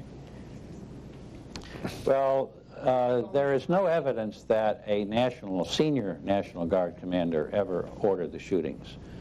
The best explanation is that there was in the line of soldiers, there was a more senior non-commissioned officer, a sergeant or something, who, by some signal, caused the rest of the group to turn around and fire.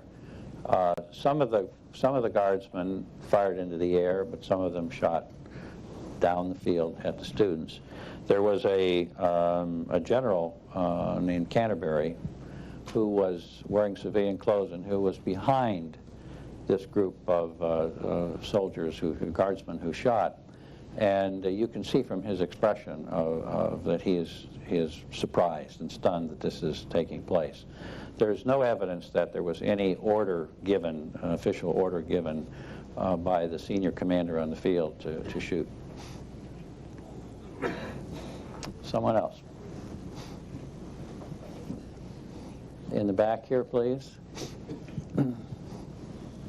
There's one down here. We'll go ahead with you first. Okay.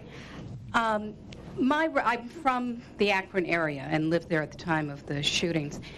How did it change the newspaper? It had been a very conservative paper, it seems to me, until that point. By the following November, the Beacon Journal endorsed a very liberal, close to radical congressman, congressman-elect at that time, John Seiberling, to replace a 20-year incumbent that they had long supported. How much of a role did Kent State have to do in that decision of the paper? I don't mean consciously, but as the evolution of the paper to a more liberal anti-war paper, or at least... Well, the newspaper had been against the war consistently. And that had been the direct influence of John S. Knight, who owned Knight Newspapers, owned the paper, but who was also editor of the Beacon Journal, and he had his office in our newsroom. And he wrote some very hard-hitting and distinguished editorials over many years against the war. In fact, he won a Pulitzer Prize for his commentary on Vietnam several years later. I think in our newsroom, the explanation, or the answer to your question about how Kent State might have influenced this occurred almost serendipitously. I was managing editor of the paper. The executive editor was a man named Ben Maidenberg.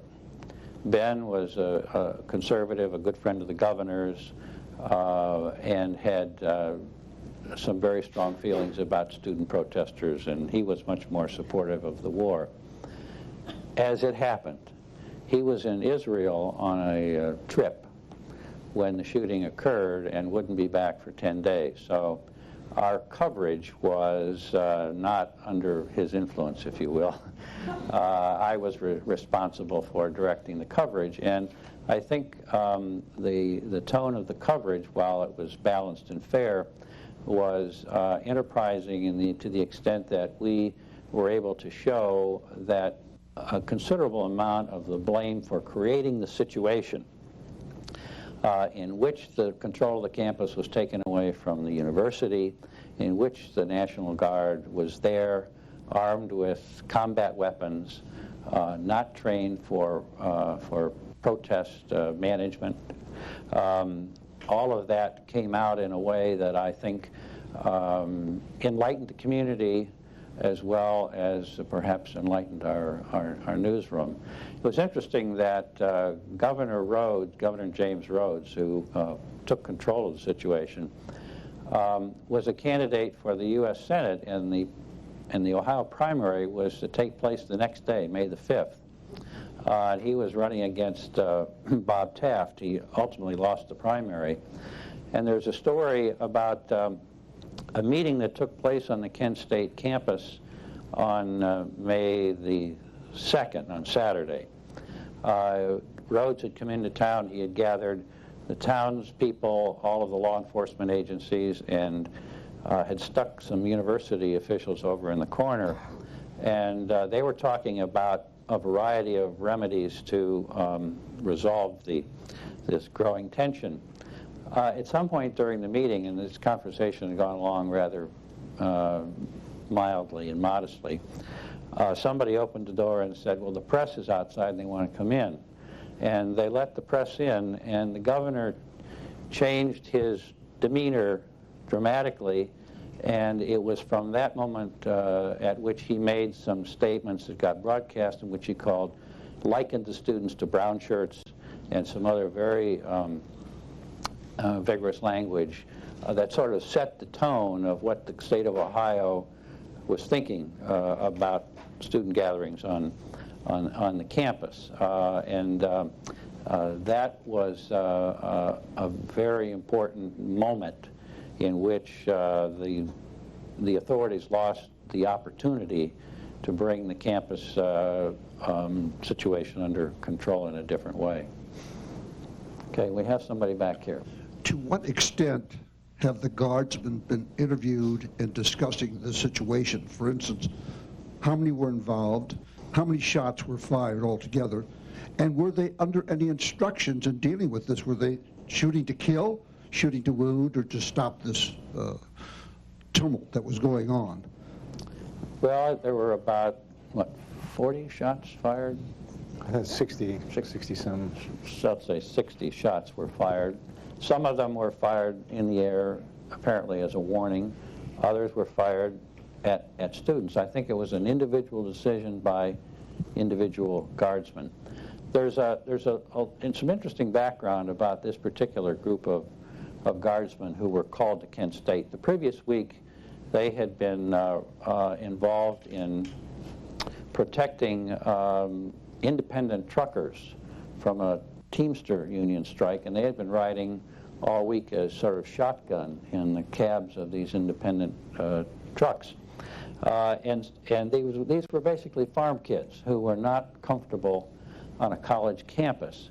And many of them were fatigued from the duty the week before, and so they came onto to the Kent State campus, and that was sort of the perspective from which they came to confront students who were protesting against the Vietnam War. And some of them, I think, almost all of them have been very reluctant to be interviewed. The ones who have been interviewed are the ones who were upset that the shooting took place and wanted to make the point that they didn't feel that their lives were being threatened. In reference to who gave the orders in reference to the firing of the weapons, who gave the order to put live ammunition in the rifles? To me, that's a key point. I mean, I've been I was in the service for 6 years. That would definitely come from a senior officer. It had to come from a senior officer. That was standard operating procedure. Right. And when they left the compound down here and began to march, they had their gas masks. In fact, as they came up the hill here, they were throwing. I think we're going to see this. As they came up the hill here, they were throwing tear gas, and they used tear gas, these old metal tear gas canisters which you throw, and they were, I guess, an officer would say, well, for our own protection, we had to have live ammunition. It's interesting, anecdotally, perspective that was offered by the African American students on the Kent State campus who had had experience with law enforcement in some of the inner city urban disturbances of the time. They said that when they saw the M1 rifles, they knew they were loaded, and they wanted to get out of there. And so in all of these photographs, you won't see any African American students, because they understood that this was a potentially fatal danger that they were encountering. The rifles were loaded from the beginning. Yes. I mean, there was no point that anybody has observed when they stopped and loaded their M1s with a clip. They were loaded from the beginning, I believe. Other questions? Back here, please. Karen? Why did I guess her name is Mary, why did she feel this picture ruined her life? And how did that affect you as a photojournalist? You'll have to ask her that. I think what it was is being that she was a runaway, being that it seemed like 10 days later or a week later, she was discovered in Indianapolis or somewhere outside of Indianapolis, and then she was returned home. And then this picture was literally all over the place, and so she was harassed at home by, I think she was saying, local law enforcement people. It's just, she couldn't go anywhere without being recognized. And today, if you see her, she looks almost exactly the same. I think she was from Opelika, Florida, right. And her father recognized her. Of course, he didn't know where she was. He recognized her photograph in the newspapers the next day. Over here, please. At any time, did the students throw anything at the guard to, were there stones thrown or anything to make them want to fire? Oh, yes, there were stones thrown. There were, the initial tear gas barrage, they were fired from sort of modified shotguns. They would shoot the canisters, pull the ring, shoot the canisters, and they could travel the distance over the commons. Well, the students would pick them up and throw them, but you could only throw it about 60 feet. So I think we're talking about 200-300 yards, maybe 150 yards between 150 yards to 250 yards between the guardsmen and the students in the initial thing. But later, when the guard was on the practice football field, yes, there were people, lobbing stones, and there were several guardsmen I saw get hit with a stone.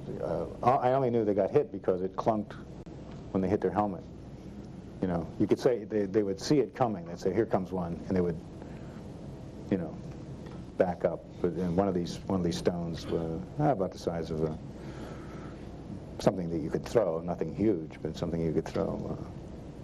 Yeah, I saw several guardsmen get hit, but they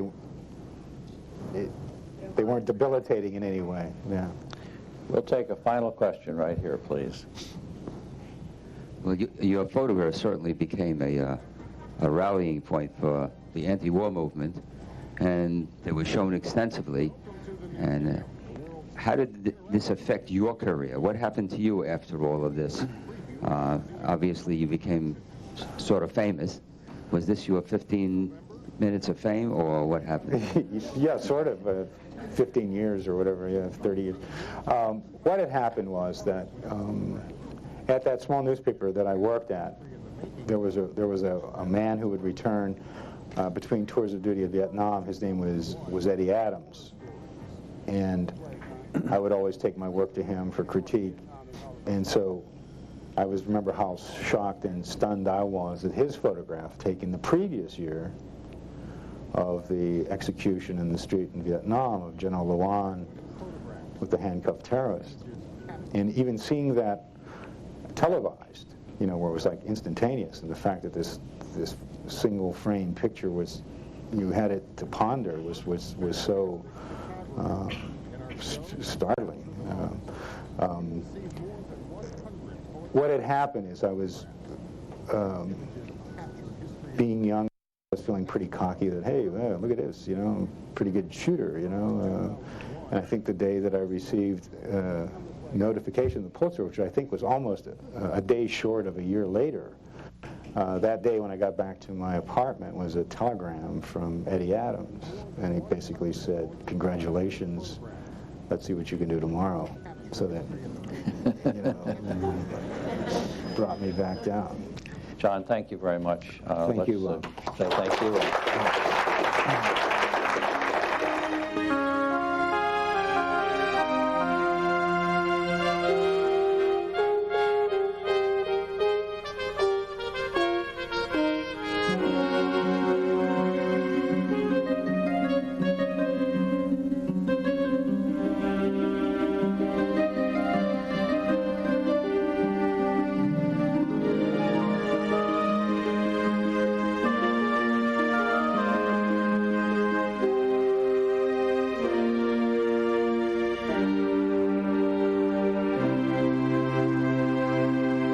The William Pace Show on CATV.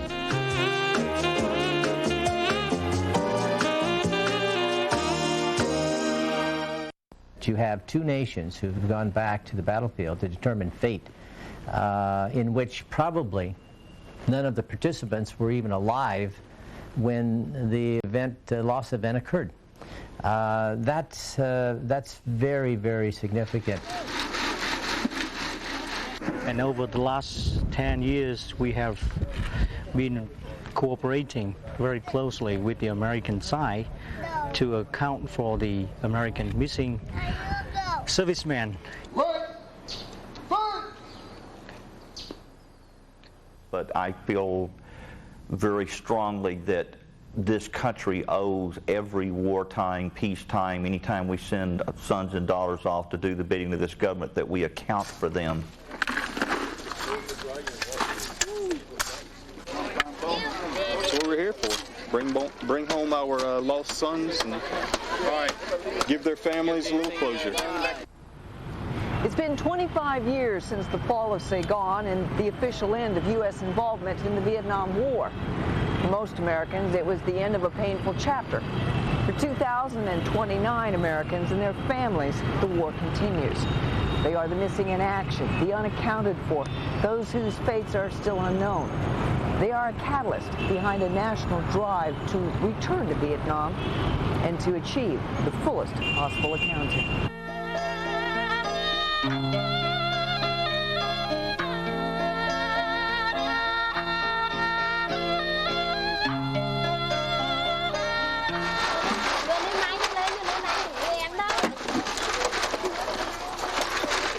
It is a most unique search. Well, basically what we're looking for is anything that is not part of the ground, basically.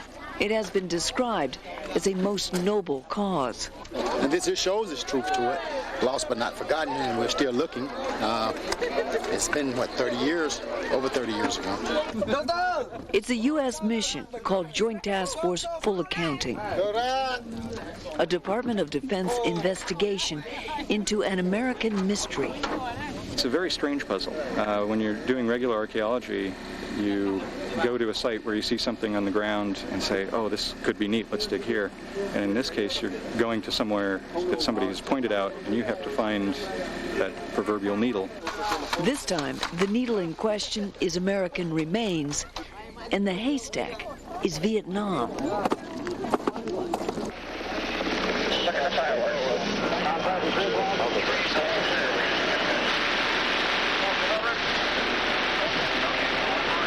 It was war America knew best from TV.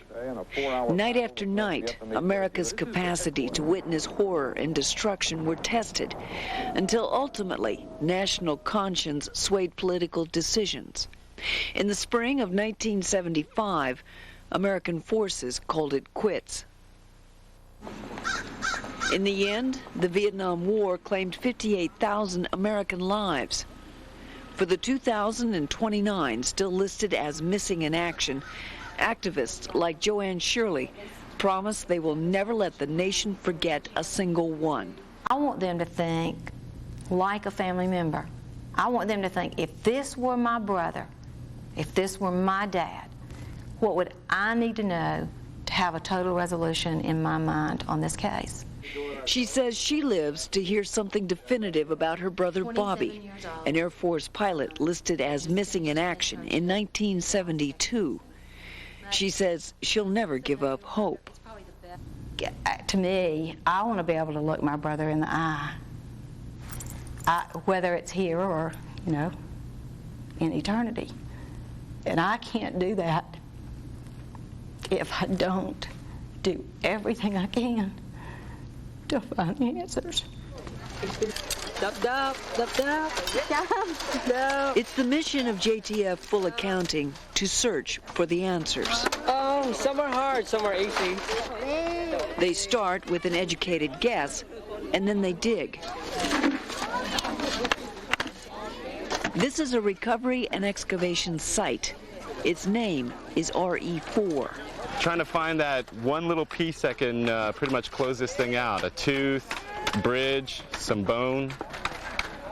But hopefully we'll be able to get some of that stuff. When something is found, something big enough not to slip through quarter-inch screen mesh, it gets checked out by the forensic anthropologist on site. We found a couple pieces. Whether or not a piece is kept for further examination is decided here. They look for anything considered human remains.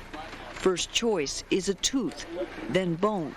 I think the possibility of finding bone is getting greater and greater, but you never know until you find it. It's the stuff that makes it in here that's considered the payoff. Pieces like this are a strong indicator that the team is digging in the right place. But even with all of this, there's no guarantee that human remains will be found. These snaps are usually found inside the aircraft. It could be possibly flight equipment or possible curtain snaps, but it's a good indication that they're out of the cockpit. So nothing's for certain.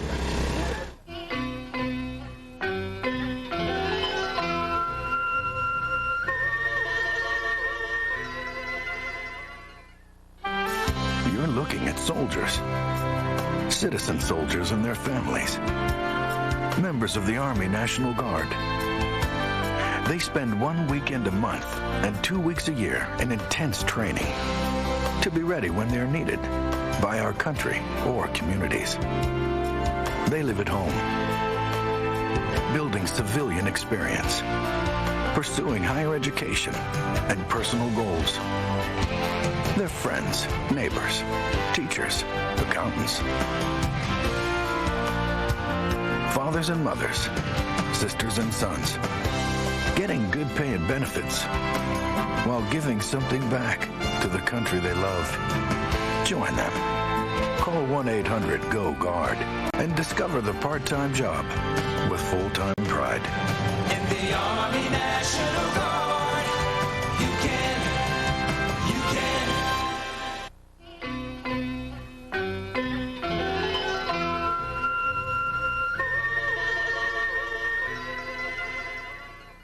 Got a bone, some aircraft wreckage. We just started this after lunch, so, but normally you can find some bone. That's like gold. Gilbert Miller works at RE1, a crash site in the middle of a rice paddy. It's the largest of the 6 recovery elements designated as the 59th JFA, or Joint Field Activity. This is Miller's first. Oh, it's okay. Better than the office. An Army Staff Sergeant, he says the cold, the mud, and the long hours are easy to take. My father served in Vietnam, so I could be out here looking for somebody's father, you know. The search for clues at all the sites is hard. The trail is terribly old, at least 25 years. Frequently, it's more. The enduring enemy is time. The dig is in northwest Vietnam, in the Phu Tha province.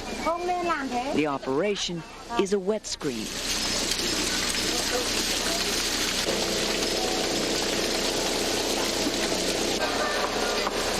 The expertise on the dig is provided by a team representing all branches of America's military. Most are assigned to Hawaii's Central Identification Lab, one of the nation's premier forensic facilities. There have been hundreds of excavation sites just like this one since the JTF stood up. Each one tells 2 tales. One is a story of death and destruction brought by war. The other is still being crafted. It's a tale of cooperation between former enemies. MA mission is a very important to the relationship between the two countries. Mr. Hom is director of the Vietnamese office seeking missing persons, the official department tasked with coordinating all JTF missions. He's also a graduate of America's Johns Hopkins University, where he earned his master's. He represents the partnership that exists today between Vietnam and America. When I was in America, I found that many of American young people just know about Vietnam as a war.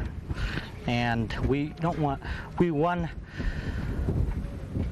them to think about Vietnam as a very beautiful and friendly country who is very cooperative with American on this issue, humanitarian issue. And we try to build a new bridge, a new future. Only that way we can get over the past.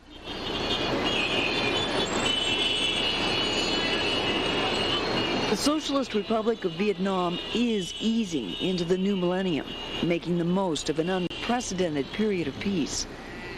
Strategically located on the South China Sea, Vietnam is consciously emerging from self-imposed isolation, looking to develop its status as a definitive presence in Asia. Today's Vietnam is young. More than half the population was born after 1975. The rise in commercialism and its byproduct of consumerism are visibly apparent throughout the nation, especially in the cities. Still, as a communist-run country, the move into the global marketplace is more diplomatic than economic. For the United States, the key is the search for missing Vietnam vets. It's the basis of it. In fact, that's how we got back here. We came back under the back of the MIA mission, and it remains pretty much a litmus test to virtually everything else we do here. Pete Peterson is the first U.S. ambassador to Vietnam since the end of the war. His commitment to the JTF mission is dramatically underscored by his status as a former prisoner of war. Now his focus is on the present and his nation's commitment to achieve the fullest possible accounting. I don't really care too much about them knowing anything about my part. I'm only one of thousands of people who are involved in this, but what I want them to know is that they can count on us, all of us who are engaged in this, to carry this mission out to its completion. And we're not taking any shortcuts. It's a real commitment, as opposed to, frankly, what was pretty well of a lightweight commitment in early years. This is a real commitment to a final accounting.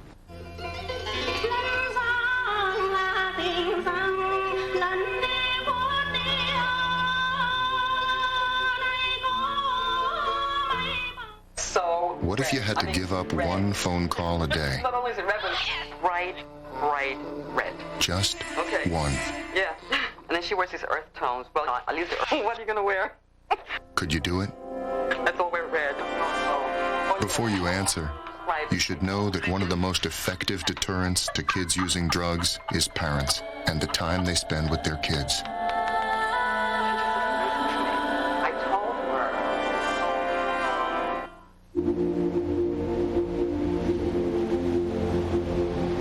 It was called the greatest generation any society has ever produced. They were ordinary people who half a century ago did nothing less than help save the world. Millions served in uniform, millions more served at home, and nearly 500,000 gave their lives. And yet there is no national memorial to honor their sacrifice. It is time to say thank you. Call now and help build the National World War II Memorial.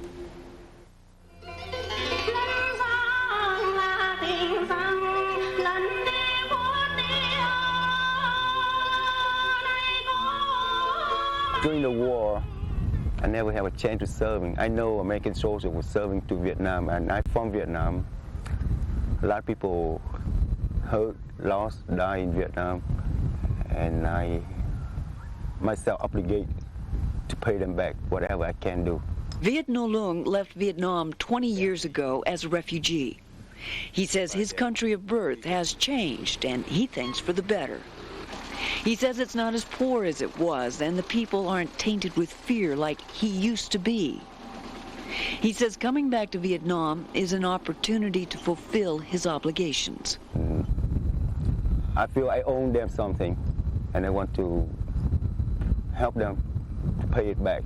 Now an Army Staff Sergeant, Nolung works as a linguist at Det 2, one of 3 detachments based in Southeast Asia assigned to JTF Full Accounting. Created in 1992, JTF Full Accounting energized the mission of achieving the fullest possible accounting for Americans still missing from the Vietnam War. Reaching out from headquarters based in Hawaii, the JTF utilizes 3 detachments focused on executing recovery and repatriation. Det 2 is the operating base for all JTF investigative and recovery missions conducted in Vietnam. Detachment 3 in Laos handles operations there, and Detachment 1, located in Thailand, covers Cambodia and provides support for all. Hanoi, Vietnam's capital, is home to Det 2. It's a sacred duty. They are never forgotten. We do everything in our power, and we are doing incredibly well at this mission. When you think of the years that have gone by, the evidence that has deteriorated, and we are still having great success. Lieutenant Colonel Mike Peppers, commander at Det 2, is responsible for ongoing missions in Vietnam and oversight of the perpetual search. We wrote about the battle in March in 1975. Uncovering the MIA trail from the Vietnamese side is the daunting job of Mr. Am, a former officer in the North Vietnamese Army and a dedicated researcher. He sifts through thousands of pages looking for clues. His leads are a wide assortment of accounts written by a group of authors, from military men to journalists, even local farmers. All describe some portion of the American war. It is almost sometimes impossible because there was no filing system in Vietnam during the war. His co-worker and boss, Gary Flanagan, is midway through his 10th year of life in Vietnam. Flanagan is a Texas native and a Vietnam vet.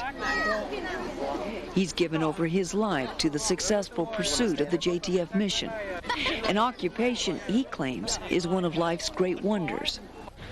It's like I spent 20 years in the Air Force getting ready for this job, and it's something that I would like to think, for me personally, something that is productive and positive.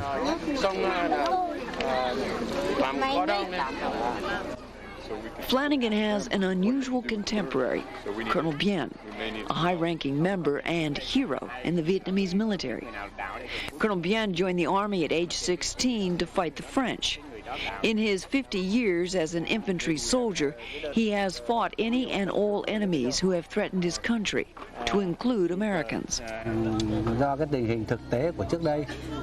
He says before and during the war, we were 2 sides at odds.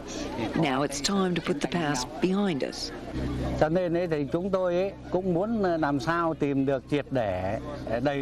He says Vietnam is reaching out in humanitarian interest to help Americans in finding their missing in action. His own brother is officially missing in action, one of hundreds of thousands throughout Vietnam.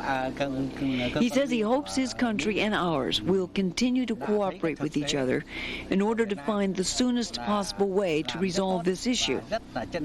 Because he says once that happens, I will have accomplished my mission.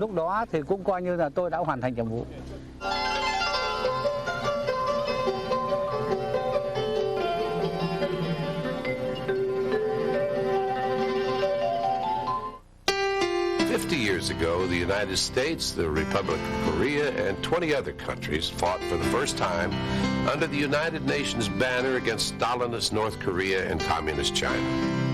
The Korean War raged for 3 long years. More than 33,000 Americans lost their lives. Another 100,000 were wounded, and over 7,000 became POWs. Now, those veterans who stood their ground to stop communist aggression played a major role in this nation's Cold War victory. Today, 6 million American veterans of the Korean War are alive. During the 50th anniversary commemoration of this war, we pause to honor and thank these uncommon patriots, both living and dead, and their families. We must remember the past and study and learn from it to ensure a better tomorrow. I'm James Garner. A grateful nation remembers.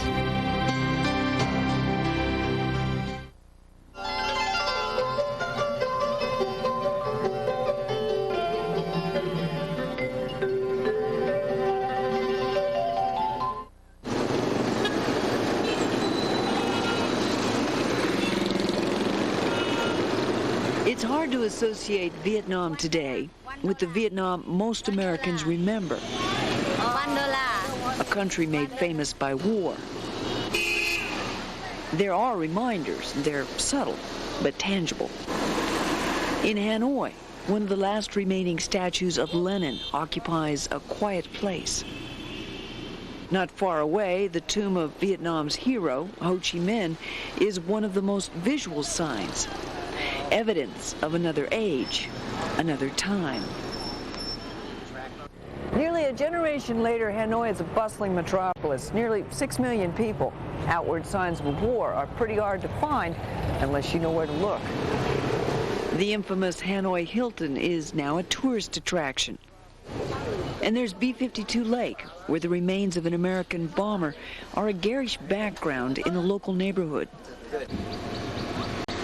Another part of the city proudly displays its historic claim as the crash site for Navy pilot John McCain, known to them as the son of an admiral. It's not the Vietnam some remember. This is a result of a battle on May 29, 69 on the Cambodian border. I was a forward observer, United States Army, 25th Division. Tommy Clark says being in a wheelchair has only sharpened his drive for the battle he fights now on behalf of all of America's unaccounted for, past, present, and future. Clark is a member of the National League of Families, Americans who've raised their voices demanding a final accounting of those lost in Southeast Asia. What they say they want, what they require, is closure. In Southeast Asia, in Vietnam, we saw people die and get wounded to recover those who were down, either wounded or dead. And I imagine with those who went down in airplane crashes and others, it's just the way we are as Americans. The Chronicles of America's effort to account for its missing tells us World War II is the greatest challenge, with an official count of 78,000. The Korean War reported just over 8,000. In 1975, America officially documented 2,583 as unaccounted for in Southeast Asia. In the years since then, the number has been reduced by more than 500. Current records of the area reveal Vietnam still harbors the largest percentage of missing, followed by Laos, Cambodia, and China. We've got to start almost immediately. It gives the field commander a responsibility they've never had, and more guidance than they not had in the past, that says you have a loss event, you start collecting data right now, so that we don't have to go back to archives and all sorts of other kinds of potential points of interest to acquire the details with the loss event. So, remain scattered. I saw wreckage at the site. Did you take anything? I pulled the wreckage. Details in Vietnam can still be found in memories. Many people came to the site. Every joint field activity tries to include an investigative element, an opportunity to speak directly with witnesses who could quite possibly point the search in the right direction. In this instance, 3 local villagers remember a plane crash close to the village of Ninh Diem in the South Vietnam province of Ton Ninh. They all think it was around 1969.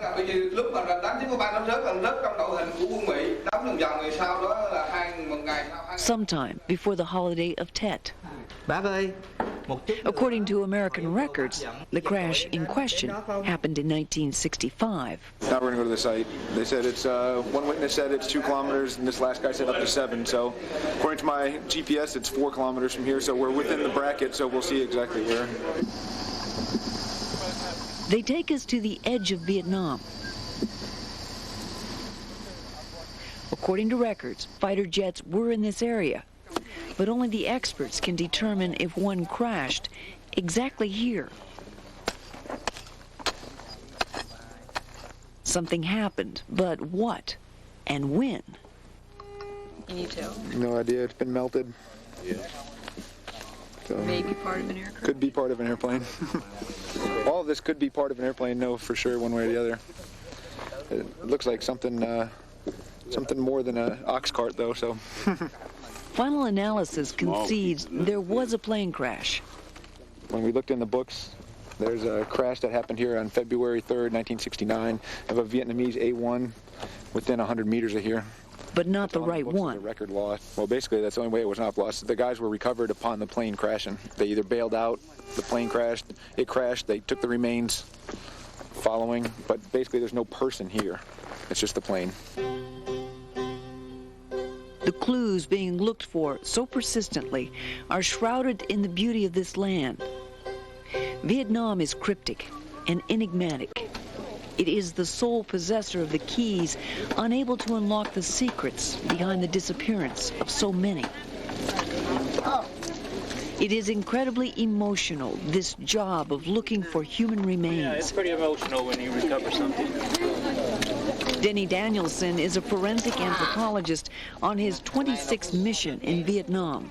I'm a Vietnam veteran, and so it's a big reward for me to be able to take home some of my comrades that served over here. It's an extraordinary search, unique to America. One layer at a time. No other nation in the world is so committed. A commitment reinforced by the visit of an American Secretary of Defense, the first since the end of the war. William Cohen says he came to see and understand. The Secretary's insight came at a recovery site in the province of Ha Tây, 55 kilometers southwest of Hanoi. According to local stories, 30 years ago, an American Navy aircraft crashed in this former rice paddy. Now the job at hand is to locate, if possible, wreckage and remains. One of the reasons I wanted to come to this site was for the very purpose of demonstrating to the American people, certainly to our men and women in the military, that we have an absolute sacred obligation to do whatever we can to look for our missing in action, to account for them, to look after our POWs, but for those who are missing in action, to do everything conceivably that's possible. We will do that and not fail in that effort. It's a quest established because of national conscience and honor, and a promise to never forget.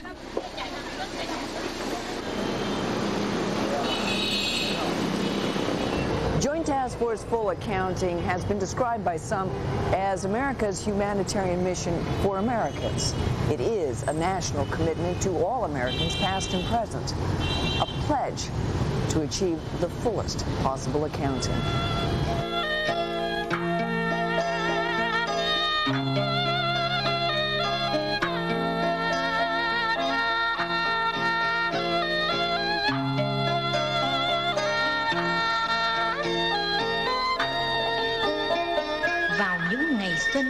Ngày hội, giỗ Tết, nhiều nơi, nhiều vùng thường hát dân ca. Một hình thức sinh hoạt văn hóa đã có và tồn tại hàng ngàn năm văn hiến trên dải đất Việt Nam thân yêu. Nhưng có lẽ không nơi nào, vùng nào hát dân ca sâu rộng, đều đặn, phong phú, cuốn hút như vùng Kinh Bắc. Kinh Bắc có nhiều liền anh liền chị hát quan họ hay. Nhưng có lẽ or the average person on the street to give their opinions on record anymore, particularly if it isn't in line with the government's view. Also, more than 100 people have been arrested under national security legislation in Hong Kong.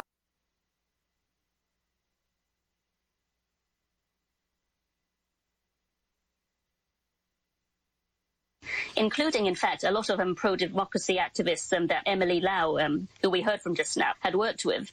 If you look at Emily Lau's Twitter account these days, you'll see she spends a lot of her days visiting or meeting up with fellow politicians who've been arrested or jailed. Equally, I've noticed even on social media, a lot of people have stopped posting about politics or they don't use their real names anymore. But it is important to bear in mind not everyone in Hong Kong is against the legislation. Stability has returned in the sense that there aren't large-scale public protests anymore, something welcomed by a lot of business owners. Pro-government politicians have argued the national security law brought back law and order after the sometimes violent protests in 2019.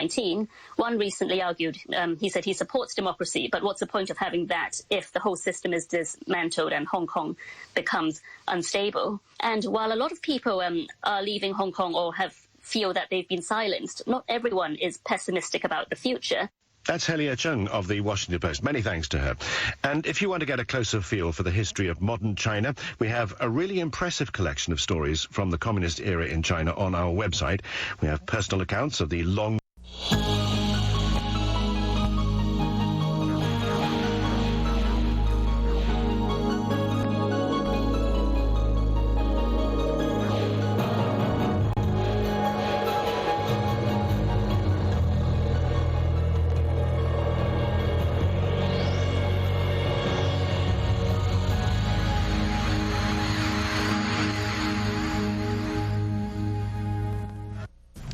My name is Ken Paulson. I'm the Executive Director of the First Amendment Center. I'm delighted to welcome you today to Books on Trial, The Right to Write. A good number of people in the audience have been here before, and you know what we do for a living here at the First Amendment Center. Our goal is to help promote and protect First Amendment freedoms, in large part by through education and information. Our website is at www.freedomforum.org, and you can find more information about censorship and free expression there. We've explored a number of areas of the arts in recent years. Some of you have been here for our First Amendment in Concert series, talking about censorship of music. We very recently were in New York City, where we did a program on Sensations, the new art exhibit at the Brooklyn Museum of Art. And although there has historically been suppression of art and historically has been suppression of music, suppression of books, censorship of books often heads the list in terms of efforts by government in particular to control what people are reading and seeing. The censorship of books goes back many centuries. In fact, the first formal list of banned books was put out by Henry VIII. This came very, very shortly after the invention of movable type. As soon as someone found a way to publish books, somebody found a way to ban them. And we are going to explore these issues today with an extraordinary panel. This topic is so big that John Siegenthaler decided yesterday that we needed not one but two moderators. So John will be on that end and I will be on this end. Part of our goal, of course, is to prevent any panelists from leaving. This could be an interesting morning in more ways than one. I'd like to introduce a couple of our panelists here, and Bruce Sanford is here. Filling, I think, more than one role here. He is the author of a fine new book called Don't Shoot the Messenger, How Our Growing Hatred of the Media Threatens Free Speech for All of Us. And I commend that book to you. It's a terrific read and thought-provoking. He is also here as one of the nation's foremost First Amendment lawyers. He's been described as one of the most accomplished press lawyers in the nation. The National Law Journal named him in its 1991 list of the 100 most influential lawyers in America, and a 1997 article on the 50 best lawyers in Washington said he was without peer. Please welcome Bruce Sanford.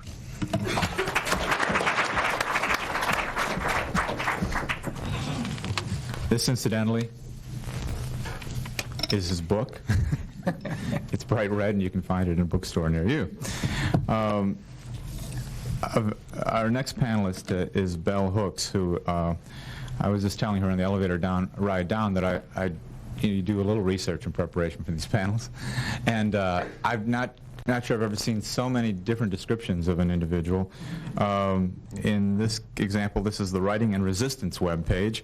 It describes her as a feminist, activist, and social critic, noted for her intellectually challenging and often daring personal examination of African American culture.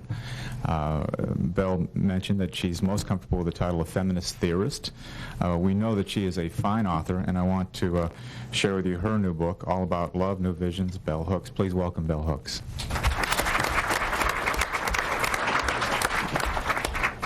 At this point, I'd like to hand it off to my co-moderator, the man who, for more than 40 years, had a distinguished career in journalism at the Tennessean, beginning as a rookie reporter and becoming editor and publisher.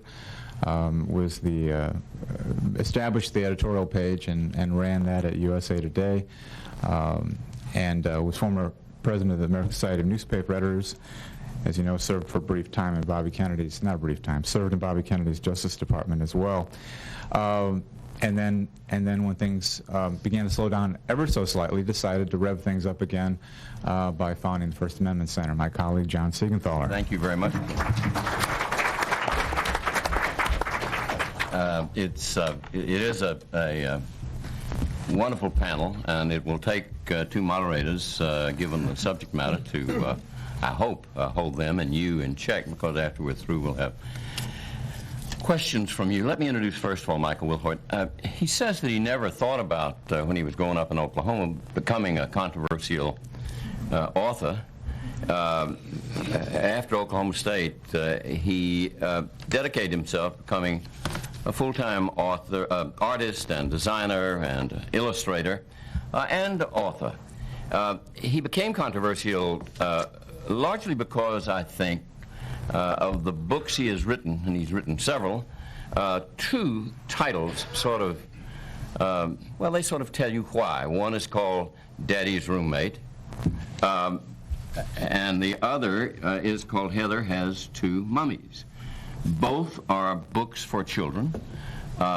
My wife, Dolores, has in her hands, perhaps in one hand as she's driving over here this morning, the copy of one of his books that I'm going to show you when she arrives. And I think that you will find, as we go forward this morning, that we've never had here in this room an author who started out intent upon not being controversial, who, as a result of his work, is controversial and by values known well among librarians and publishers. His books are on virtually every banned or challenged list in America. Those two books. And Larry O. King says congratulations. So welcome with me, if you will, Michael Wilhoit. Great to have you here, Mike. Larry L. King is one of America's most prolific and profane authors. You know him best because he got rich and more famous as a result of the Best Little Whorehouse in Texas, which had a long run on Broadway, and then the original production was defiled by Burt Reynolds on the screen. Larry started out in life, unlike Michael, determined to be a controversial writer, and succeeded early on with books like well, the original title, I guess, was My Hero, LBJ, and Other Dirty Stories. Right. The publisher didn't thought the president was having enough trouble, so without consulting the author, dropped from the title, although the story was in the book, My Hero, LBJ, and so it came out, and Other Dirty Stories. It was wildly reviewed, as most of his books have been, not all, one exception to that, I think. He also wrote a great novel, The One-Eyed Man, His other books include Confessions of a White Racist, The Old Man and Lesser Mortals, Wheeling and Dealing, which he ghosted for Bobby Baker after Bobby got out of the penitentiary. They sat down and split $155,000, as I remember, for doing that. And several bottles of scotch. He wrote The Terrible Night That Santa Got Loose in the Woods. He has written of outlaws, conmen, whores, politicians, and other artists. None But a Blockhead, and I think the funniest of all, Larry L. King, A Writer's Life in Letters, or Reflections in a Bloodshot Eye. Join me in welcoming Larry L. King. Now, when I came in this morning, I was asked by one of our guests how we had possibly been able to get Larry King away from Washington and the television set down here, and I hope she's not going to miss Larry King. Larry King. I'm sure if she listens to the Larry King, except no substitutes, she won't be sorry at all. Believe me. I know them both and would rather have dinner and be on a panel with the original Larry King. No negative reflections through Bloodshot Eye or others on the other Larry King. Let's begin, Ken, with a question to Bruce. There is, in the bookstores right now, this paperback called 100 Banned Books. There are efforts in Congress, as we sit here, to reinvent two acts that one last year, the Children's Online Protection Act, COPA, which a federal court of appeals has now struck down. There's an effort to reinvent that, and on the other side, Congressman Hyde's bill, which was designed to make criminals of those who sold to any minor any book that might damage that minor. That book was killed by Congress overwhelmingly, but Congressman Hyde is going to put a new mask on it, and we'll have it up again. Bruce, would you discuss the legal ramifications of the efforts to challenge or ban books, the sort of efforts that give us a list of 100 that are on the list of many organizations in this country that want authors to stop writing, or that want librarians to stop exhibiting, or want booksellers to stop selling? Mm-hmm. Sure, John. Well, that isn't the entire text of the 100 banned books. It is not. It's just a list of them, and it's a list sort of of an them, excerpt of them, and a little narrative about parts. how they came to be challenged and banned. Yeah, that's interesting. What it shows you, I think, is that the pulse to censor is incessant, and has been, as Ken was saying, throughout time. I've noticed what has become more popular during the last decade in Congress is to politically posture over this issue, to sense the pulse of the nation, whether it is media violence or child pornography or some other perceived social ill, and then react to that by trying to legislate in this area, sort of flying obviously right into the face of the First Amendment that says, Congress shall pass no law abridging freedom of speech and of the press, but without any regard to sort of paying attention to the First Amendment niceties of the matter. Congress headlong lunges into this area and legislates, and then it is left up to the courts to say, as they have been doing, well, this is an unconstitutional law. In fact, the Third Circuit, when it struck down the last attempt by Congress in the mid-1990s to legislate in the indecency area on the Internet, really sort of, it was amazingly restrained, I thought. I thought if I had been writing the opinion, I think I would have gotten out a sharp scalpel and gone after those congressmen and women in Congress who had essentially perpetrated a cruel hoax on people.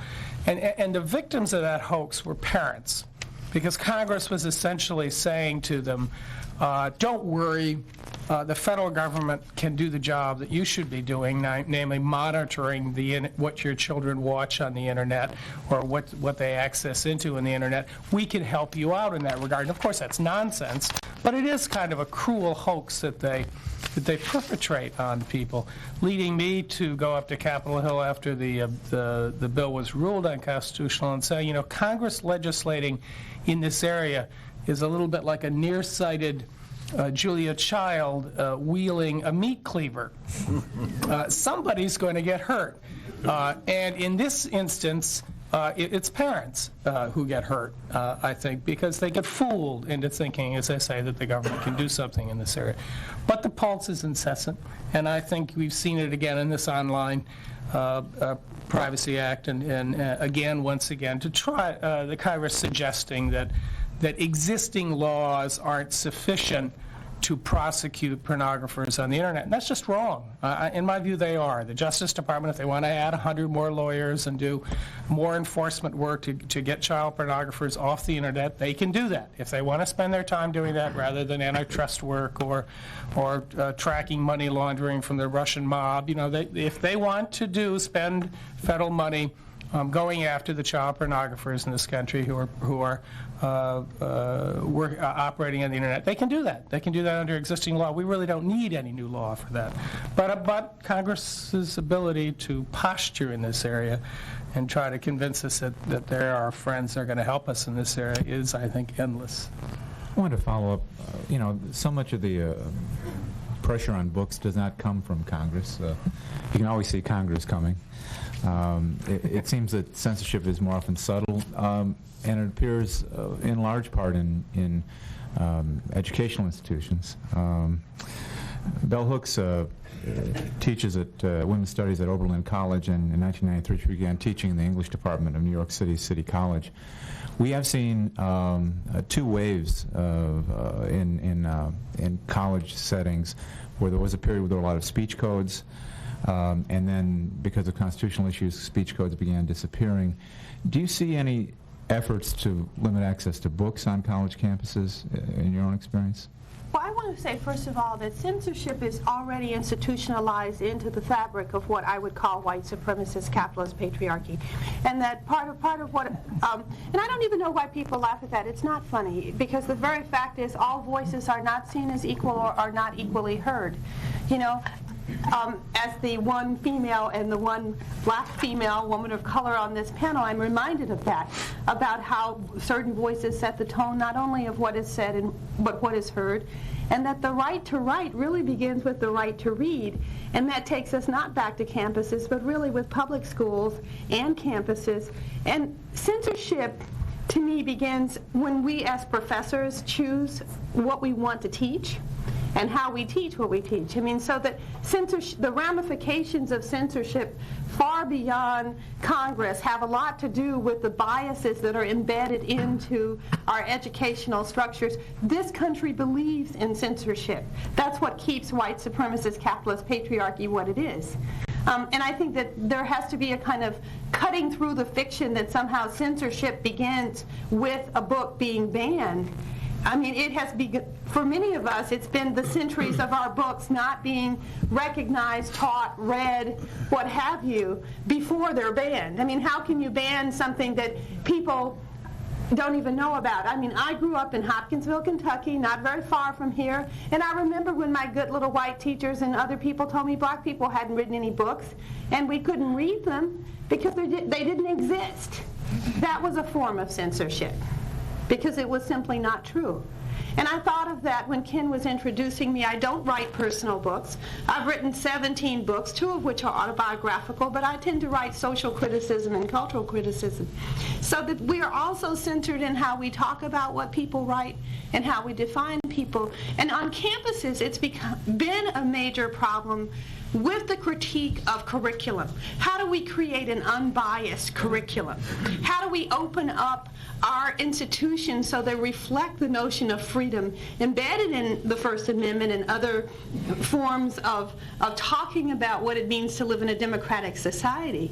And the fact is, what we've seen is tremendous backlash against the idea of opening up our curriculum, our classrooms, so that we teach a variety of books by a variety of authors. It's very interesting.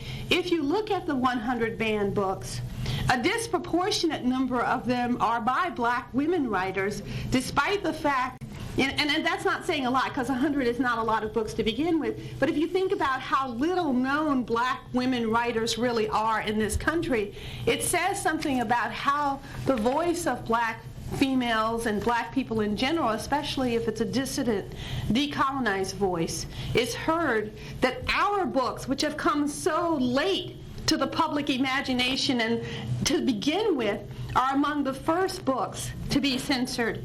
And we're still fighting to have some of those books read in campuses everywhere. So it's first and foremost a question of the right to read. Because if we want to be in a democratic society, we have to believe that our educational institutions will not only counteract the hegemonic biases that have been created by white supremacy, by sexism, all of those things, but that the books people are allowed access to will be diverse, will have different opinions, that they won't all reflect a certain kind of status quo. You know, it's possible to teach a class with lots of non-white writers but be slanting it in the direction of a certain kind of conservative or right-wing, or the opposite. Many people have accused women's studies classes of being biased in the opposite direction. So the question really means, for me, means how will our schools, public schools, colleges, and universities remain true to a sense of learning that is liberal, that is open, that can encompass a variety of voices, whether they're conservative, dissident, radical, or what have you. Just a very quick follow-up. Do you think the internet might help break through that barrier where people in effect can communicate ideas directly without the middleman of a publisher? It doesn't seem to be the case. I mean, what we talk about so often when we talk about the internet is how, I mean, think about what a high degree of literacy most people have who use the internet. I want to say again, I believe the right to write begins with the right to read. The fact that we have such, you know, censorship begins with the fact that masses of people in this culture don't read. So who cares about how much freedom you have on the internet if it's only available to certain classes of people? 38 million poor people in our society. Literacy for women, particularly bad, women and girls, particularly with multi-ethnic populations. So the internet isn't even a factor in the dailiness of so many people's lives. And while it offers certain freedoms, it offers freedoms to a very elect population of people. Let me move to you for a moment, though, friend. Just to follow up for a moment on what Bell said, it was pointed out to Congressman Hyde by other members of Congress while his bill was pending that if it passed, the following titles and authors would be suppressed by it. I Know Why the Caged Bird Sings by Maya Angelou, just to support what you said. The Chocolate War by Robert Cormier. Of Mice and Men by John Steinbeck. Goosebumps and Fear Street series by R.L. Stein. Blubber by Judy Blume. Always Running by Luis Rodriguez. The Giver by Lois Lowry. Beyond Congress and beyond local community authorities, city councils, library boards, Larry, there is the publishing industry itself. And you've been, and are in your new book, extremely critical of how publishers, focusing now on the bottom line, are really making it very difficult, particularly for new authors, but indeed for established authors, to get their books out to the public. What's that all about, that criticism of the publishing industry? It's about the bottom line, which is money. It's about a conglomerate America. It's about corporations. And all they care about is selling a product, and they don't give a damn if it's a book or toothpaste, you know.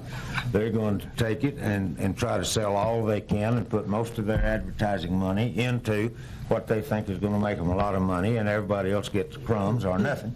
They publish a book, they just well take it and throw it in the trash, 2/3 of them, because they don't spend any money in an effort to promote them. They don't try to develop, as they did when I first came in the business 40 years ago. They don't try to develop a future list of young writers. It's very hard for first novelists to get published now.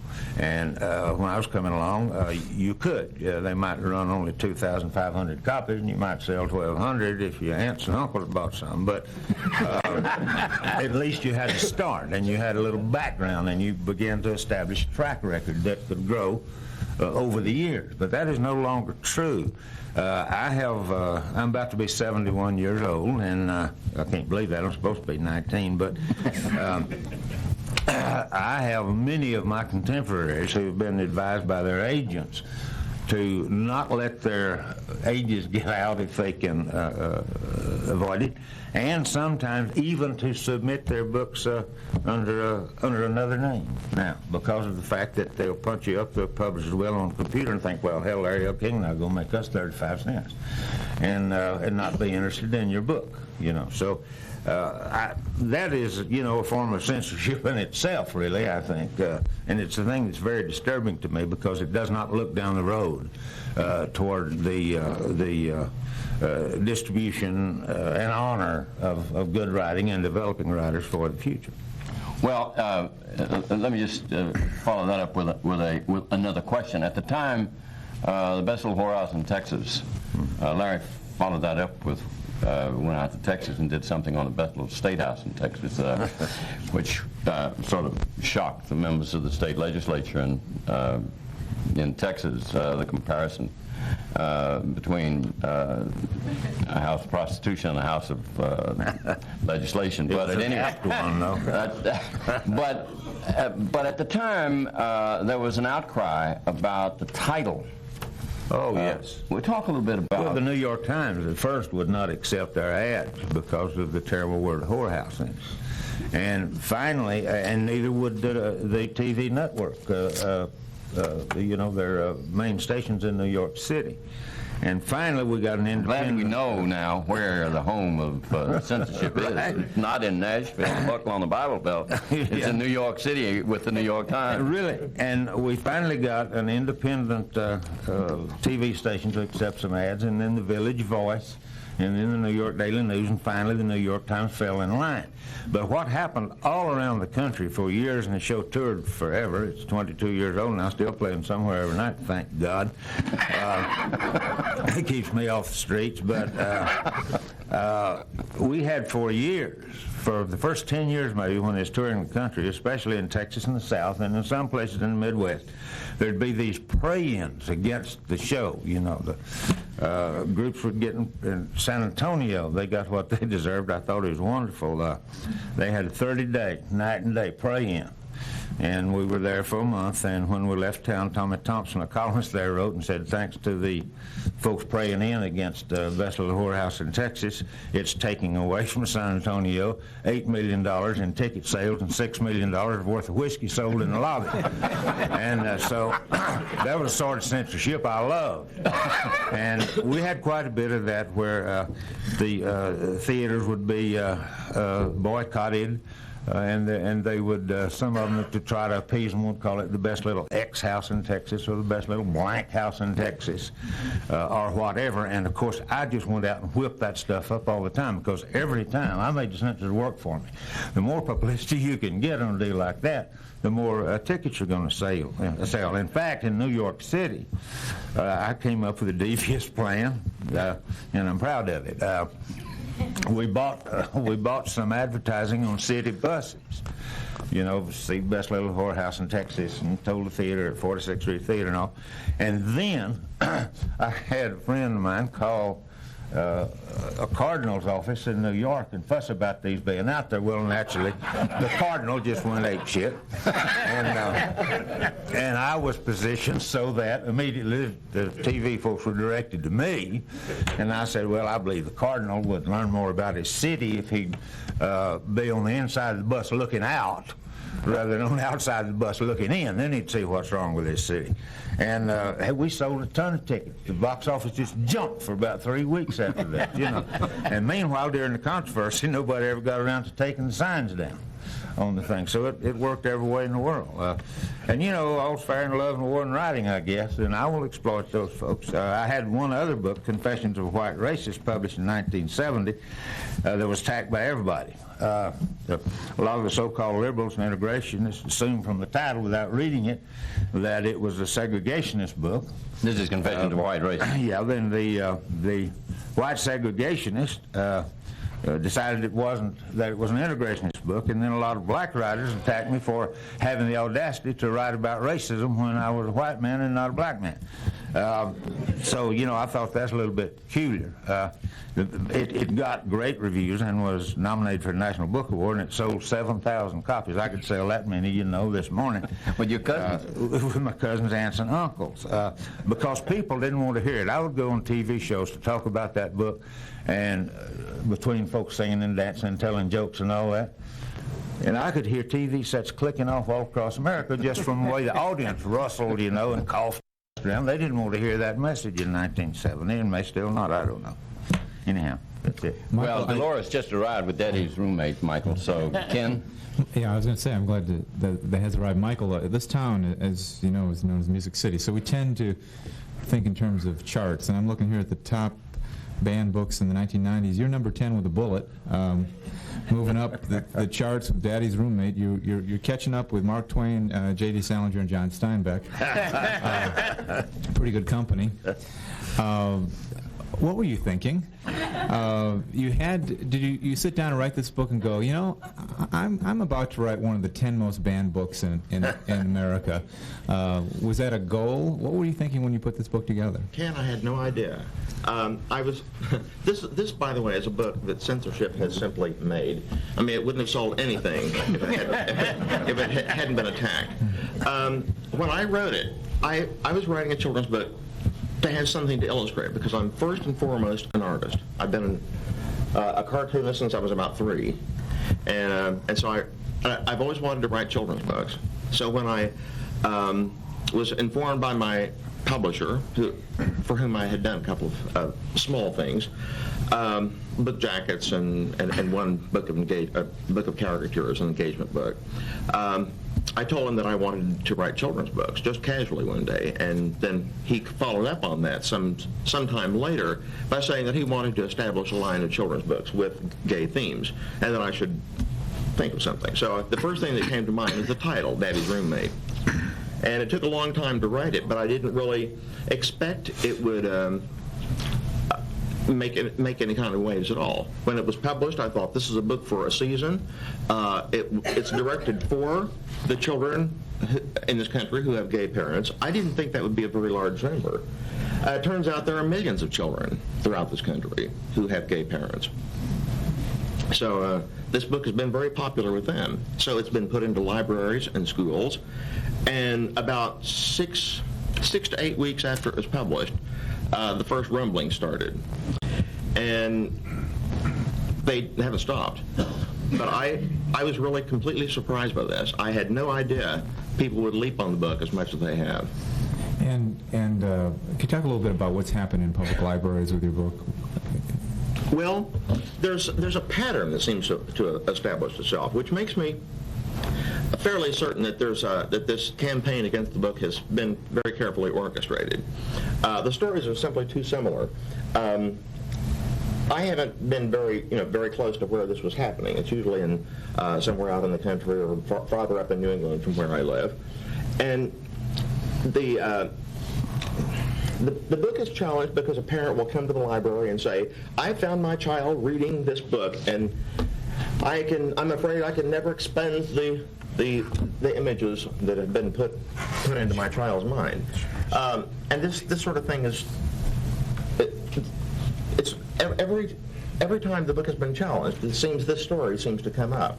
So they're not even using a fresh approach, and I don't know whether it really is an orchestrated campaign or whether these people simply are not monitoring their children's books until they get them home.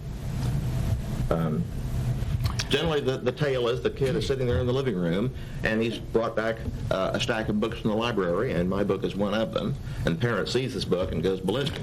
Well, our audience can see, having heard from our panelists, that we have put together a program this morning in which authors, and one of them a lawyer for authors and writers, are speaking to a specific side of the issue.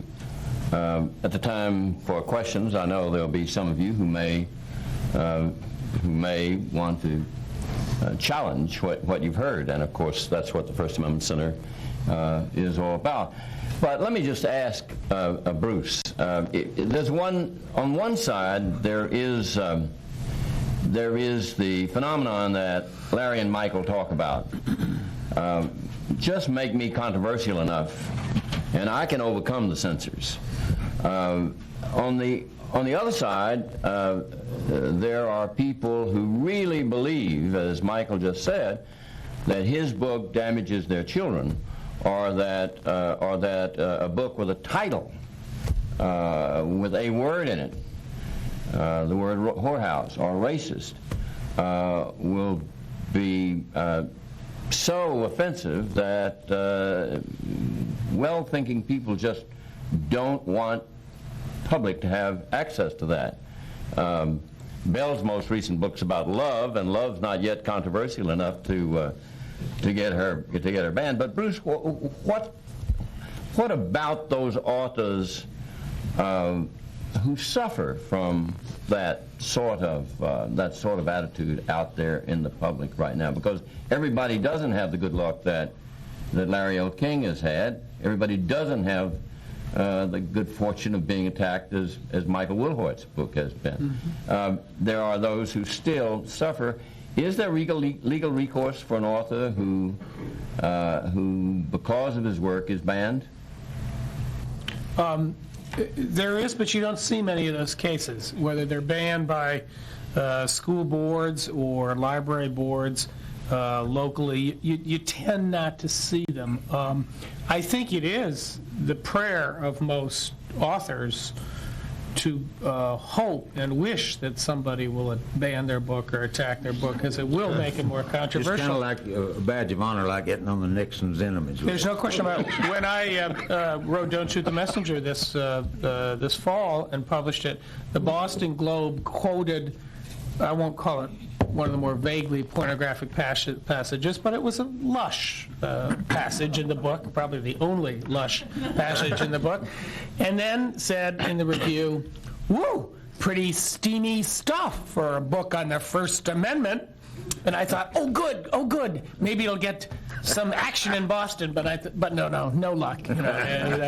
They did say that it had transformed media criticism into something resembling fun, which I thought was a nice thing. But I tend to agree with Belle about the importance of people reading the books that are supposedly so objectionable.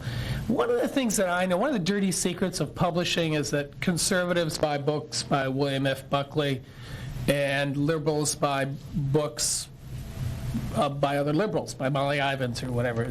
And one of the things that I think there has not been enough leadership in this area, either by people in publishing or by authors for that matter, and I'm glad to hear Belle speak to this today, is that I think we're very timid in this country about reading books that might upset us or might change our views about things. I was struck, for instance, that my daughter's school in Washington had a program this past summer where both parents and students had to read a book, were supposed to read a book, by Julia Alvarez, a wonderful Latin American novelist who grew up in the Dominican Republic. And so, sort of pulling myself away from ESPN one afternoon, I started this book, and it's a powerful novel. It's wonderful. She's a beautiful writer, and I thought, you know, I never heard of Julia Alvarez, you know, and I never would have given her any moment at all. Well, in the fall, when the parents and students were to get together and talk about this book, it was apparent that all these overachieving, very bright, smart Washington parents had not done their homework. I was in a distinct minority of the people who had read the book, and most of them were trying to fool their kids into thinking that they had read the book by skimming a few passages. But I'm struck by the columnists who attacked Dutch by Edmund Morris without ever reading it, okay? I just think it's appalling, but a lot of journalists did that. Or when the Canadian government refused one of my books coming into the country because it was defined as hate speech, killing rage, ending racism. And one of the things we kept saying, did anybody at customs ever open the book or look at it?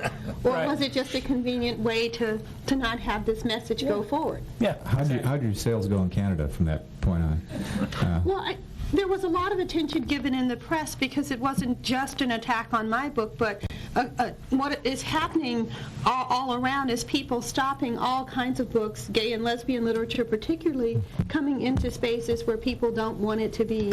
I wanted to say, John, that I thought that the publishing world is actually doing a lot of this censorship for people now, so that before you can even, you put forth an idea, as I did when I called my book Killing Rage. And what did the publishers tell me? Well, we don't want to put that kind of idea out there. Couldn't you get a softer title? I think that so much censorship in terms of thinking about what will our readers want to read occurs now within the industry itself, which is by and large a conservative industry, a predominantly white, predominantly male still decision-making industry, so that often what is happening now is you don't have to worry about the parents saying, you know, you shouldn't say this. For example, a word like patriarchy, I've talked with a number of feminist writers who are writing more mainstream books who say, recently we've all been told by very young editors, many of whom are female, many of whom are in their 20s, we don't need to use that word anymore. It turns off readers. So that I think that we have to hold the publishing industry accountable for the introduction of very resilient forms of censorship that become hard to take to court. Because how do you, as a writer, you go with your product, you want to sell it, and somebody says to you, well, you know, we could sell more books if you took out this particular chapter that says such and such. And I see that as the kind of censorship that threatens the core of our intellectual life as a nation, the sense that everything, as Larry said, has to be a product, and you've got to choose the right kinds of words to sell the product. So there is such censorship happening on the level of publishing that we never hear about, that will never go to court, that will never even see the public eye, because people do it behind closed doors, saying to a writer, this will make your book not sell, this will, et cetera, et cetera.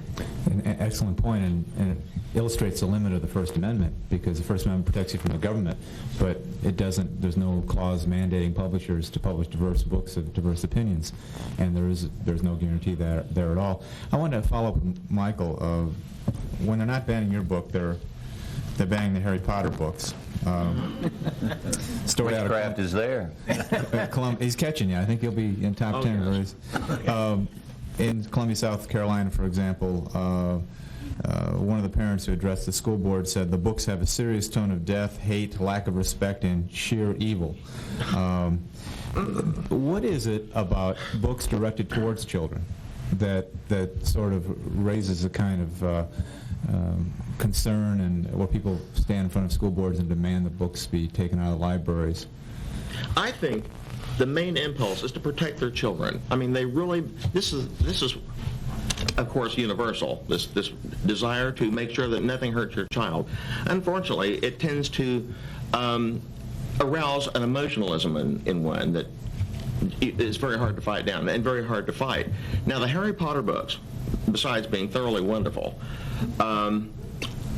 really challenge a child's imagination and draws them out into the world. And by heavens, it's getting young people to read more. I just wish there were more Harry Potter books coming out. And I was sort of wish I could get on this bandwagon. I mean, I really admire this writer, and I've only read one of the books, but it's just amazing. Are there books that you would say children should not be seeing in libraries? Are the books you'd be comfortable with keeping off children's shelves? Well, I don't think I'd like to put Lady Chatterley's Lover in the hands of a 6-year-old, but I can't think of any children's books that I have seen that I would not want children to see, except those that are badly done. I think a book that's badly illustrated is shouldn't be bought, but it certainly shouldn't be suppressed. It just I think the people should keep a sharper eye out for quality.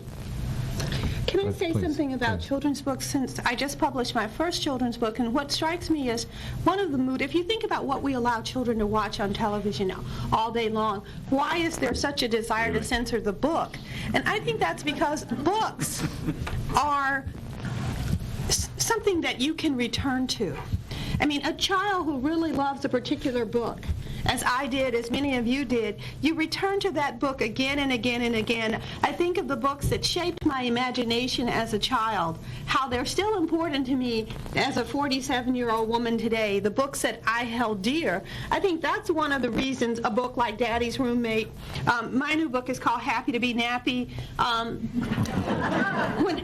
When I first took it to Disney Hyperion, they said, we don't want to use the word nappy. Lots of people find that an offensive word. I had to make an argument for the use of that word. But I think it's because of the way kids return to books and that they shape us very differently than watching an image on a fleeting image in a movie or a fleeting image in a television show, that the book can be something you can own in a very different and very private and internalized way, and that many parents fear that. Oh, yes. And TV, of course, is over in a moment.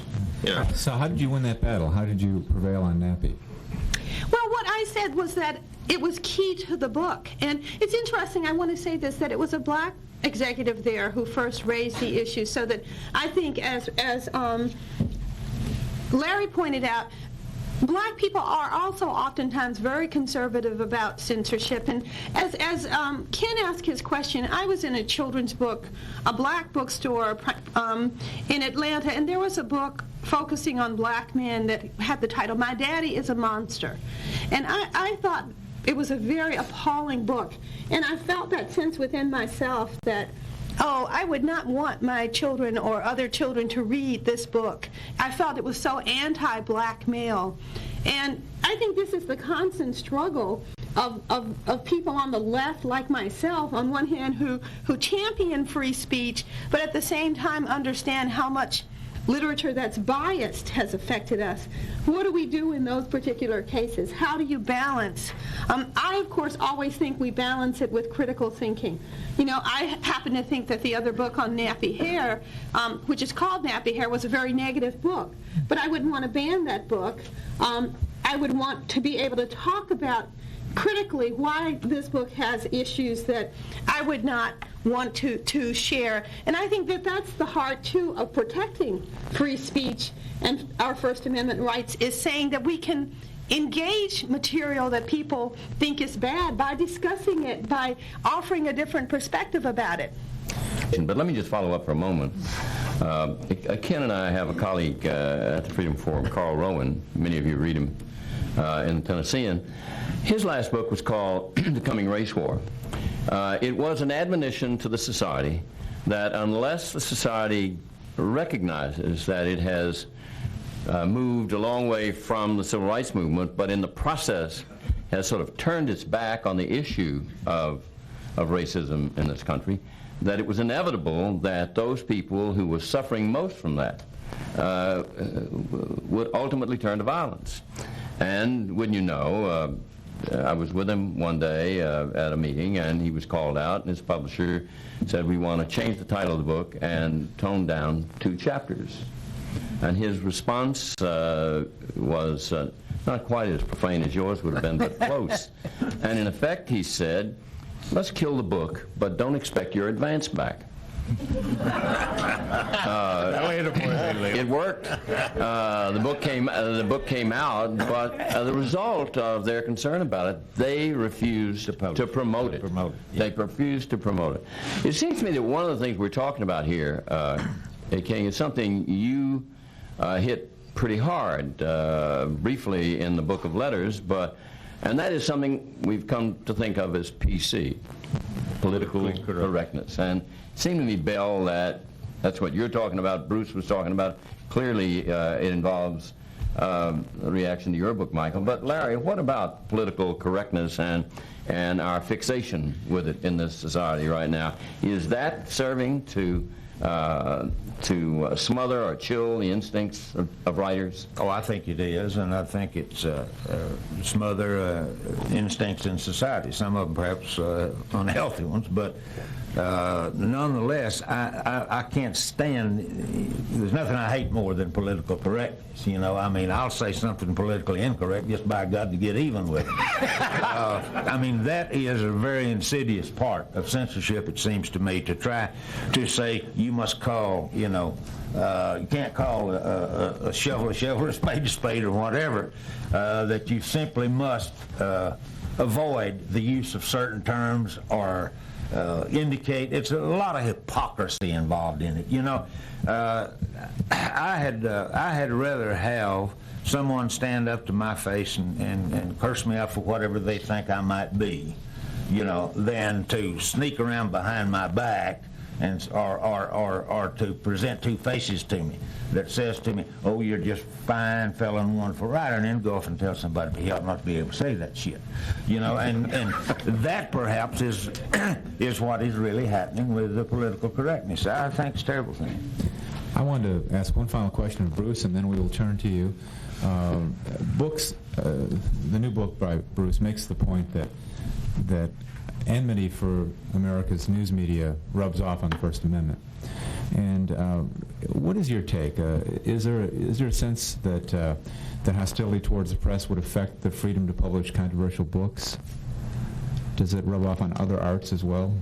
Well, I don't think there's any doubt about it. I think it reflects itself in Carl Rowland's publisher's attitude, or the attitude that Larry is talking about, that we're all talking about.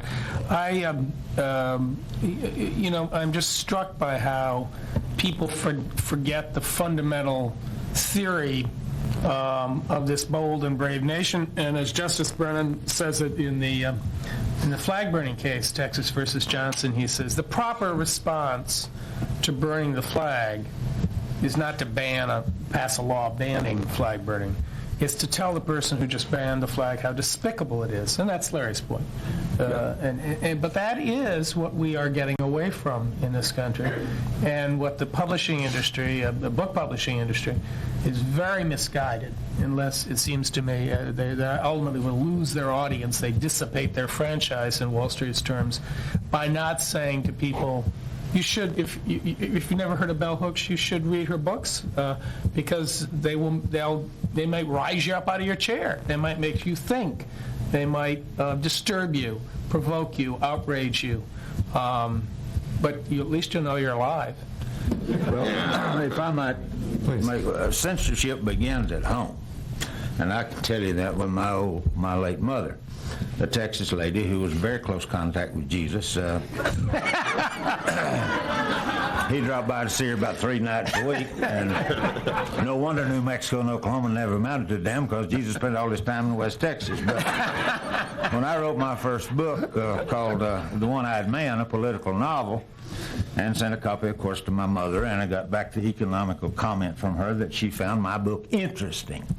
And I knew that implied boatloads of failure, so I went to see my mother, and I said, Mom, what is it you don't like about my book? She said, oh, Lawrence, she said, some of those old dirty words in there, I just wanted to take an eraser and rub them out. And I said, well, fine, Mom, I'll buy you an eraser and a pencil. You know, you just go right ahead, it's your book. And she said, seriously, oh, but son, there are all those other copies. And that's what you run into. People who are censors are never, they always want to expand their territory and their influence.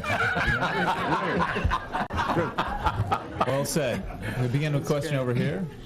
Bill? There comes a microphone, Milt. Please give us your name, if you will, and ask your question. I'm Milt Capps with Channel 8 here in town. This question is for Ms. Hooks, following up on Ken Paulson's question about the internet and the web. Certainly it struck us as true that you were saying many people don't read, and that's the beginnings of censorship. But can you drop back a little bit? It's hard to get passionate about technology, and say a little more about what people who are not having adequate access to the mainstream capitalist press might do with the internet and the web, and what you personally think might be effective in motivating.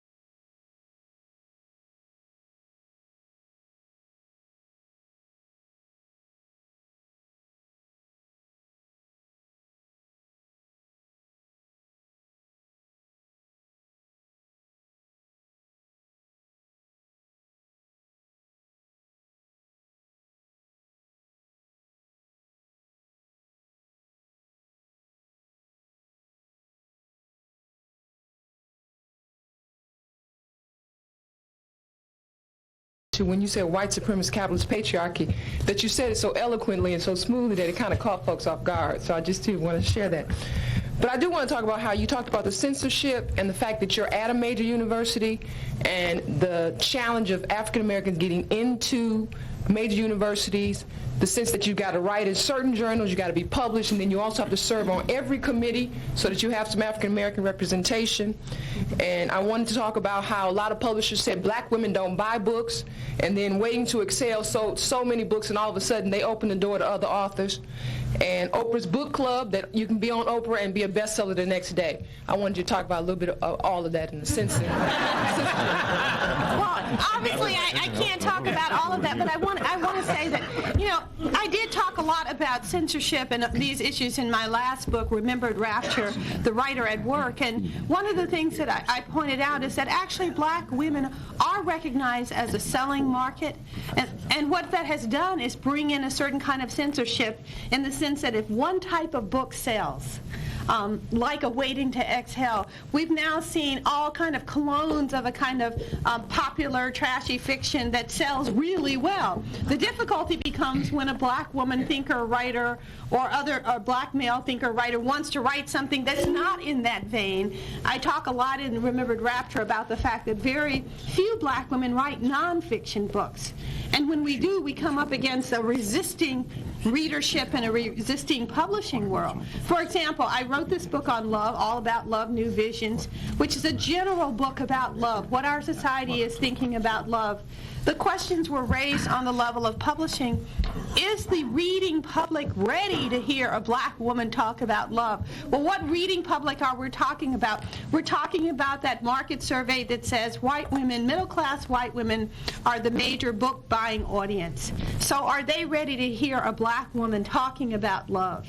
So that you see once again that particular audience is perceived as setting the tone for a book to be, should we buy this book, will it be read? My second book on love is about black people in love. When I tried to sell it, people said that's really not a broad enough topic. We don't think you can reach the market, a mass market with that particular book. And when you say, well, wait a minute, Girl Interrupted is about an upper-class white girl who has a breakdown and goes to an institution. How many of us does that happen to? And yet it's a major movie now. The sense is that it can penetrate past the boundaries of its own subject and speak to large groups of people. So I think we're always up against the kind of censorship that says, not that black women can't write books that sell, but what kind of books can we write? And how will those books be talked about? I mean, I would go back to what Ken suggested and what Bruce suggested, lots of people don't know a bell hook exists. The censorship occurs not on the level of banning books like mine, but of not making them available or making people aware. How do we know about the Harry Potter books? This is not even an American writer, yet we all know about it because it was brought to us by mass media. We have to talk about how mass media bans books by never mentioning certain writers, by never mentioning certain thinkers. John, you want the final word? Well, I want to thank everyone here for coming and participating once more. It's great to have this forum, a site for provocative discussions. We've never had a more provocative panel, nor a more interested audience, and we thank you all. I suggest you give the panel and yourselves a final round of applause.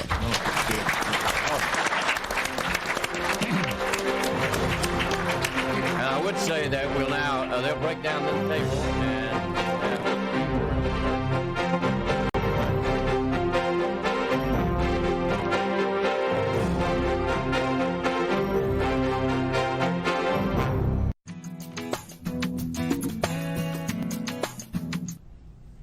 Hi, welcome to this edition of the Good News Report. This is the place to come to find out what's going on at the Dayton VA campus. I'm Public Affairs Officer Rhonda Moore. Welcome to this month's program. To keep up with what's happening at the Dayton VA, don't forget you should like us on Facebook, Dayton VA Medical Center, and we want you to follow us on Twitter at Dayton VA. Now, here's the good news. Free donuts and a cup of joe at the monthly Coffee with a Cop. Dayton VA police met with residents of Lyons Place 2, a 55-unit independent living apartment community on campus for veterans and low-income seniors. It was an open forum for the residents to ask questions and voice their concerns. Some topics included neighborhood watch and staying hydrated during the heat. And also animal safety as well for the people who have pets. Make sure they're taking care of the pets just as much as they're taking care of themselves. And then we just came over just to talk. It's an open forum. Anybody could ask anything. Giving away free donuts, free coffee, and just try to continue with our partnership.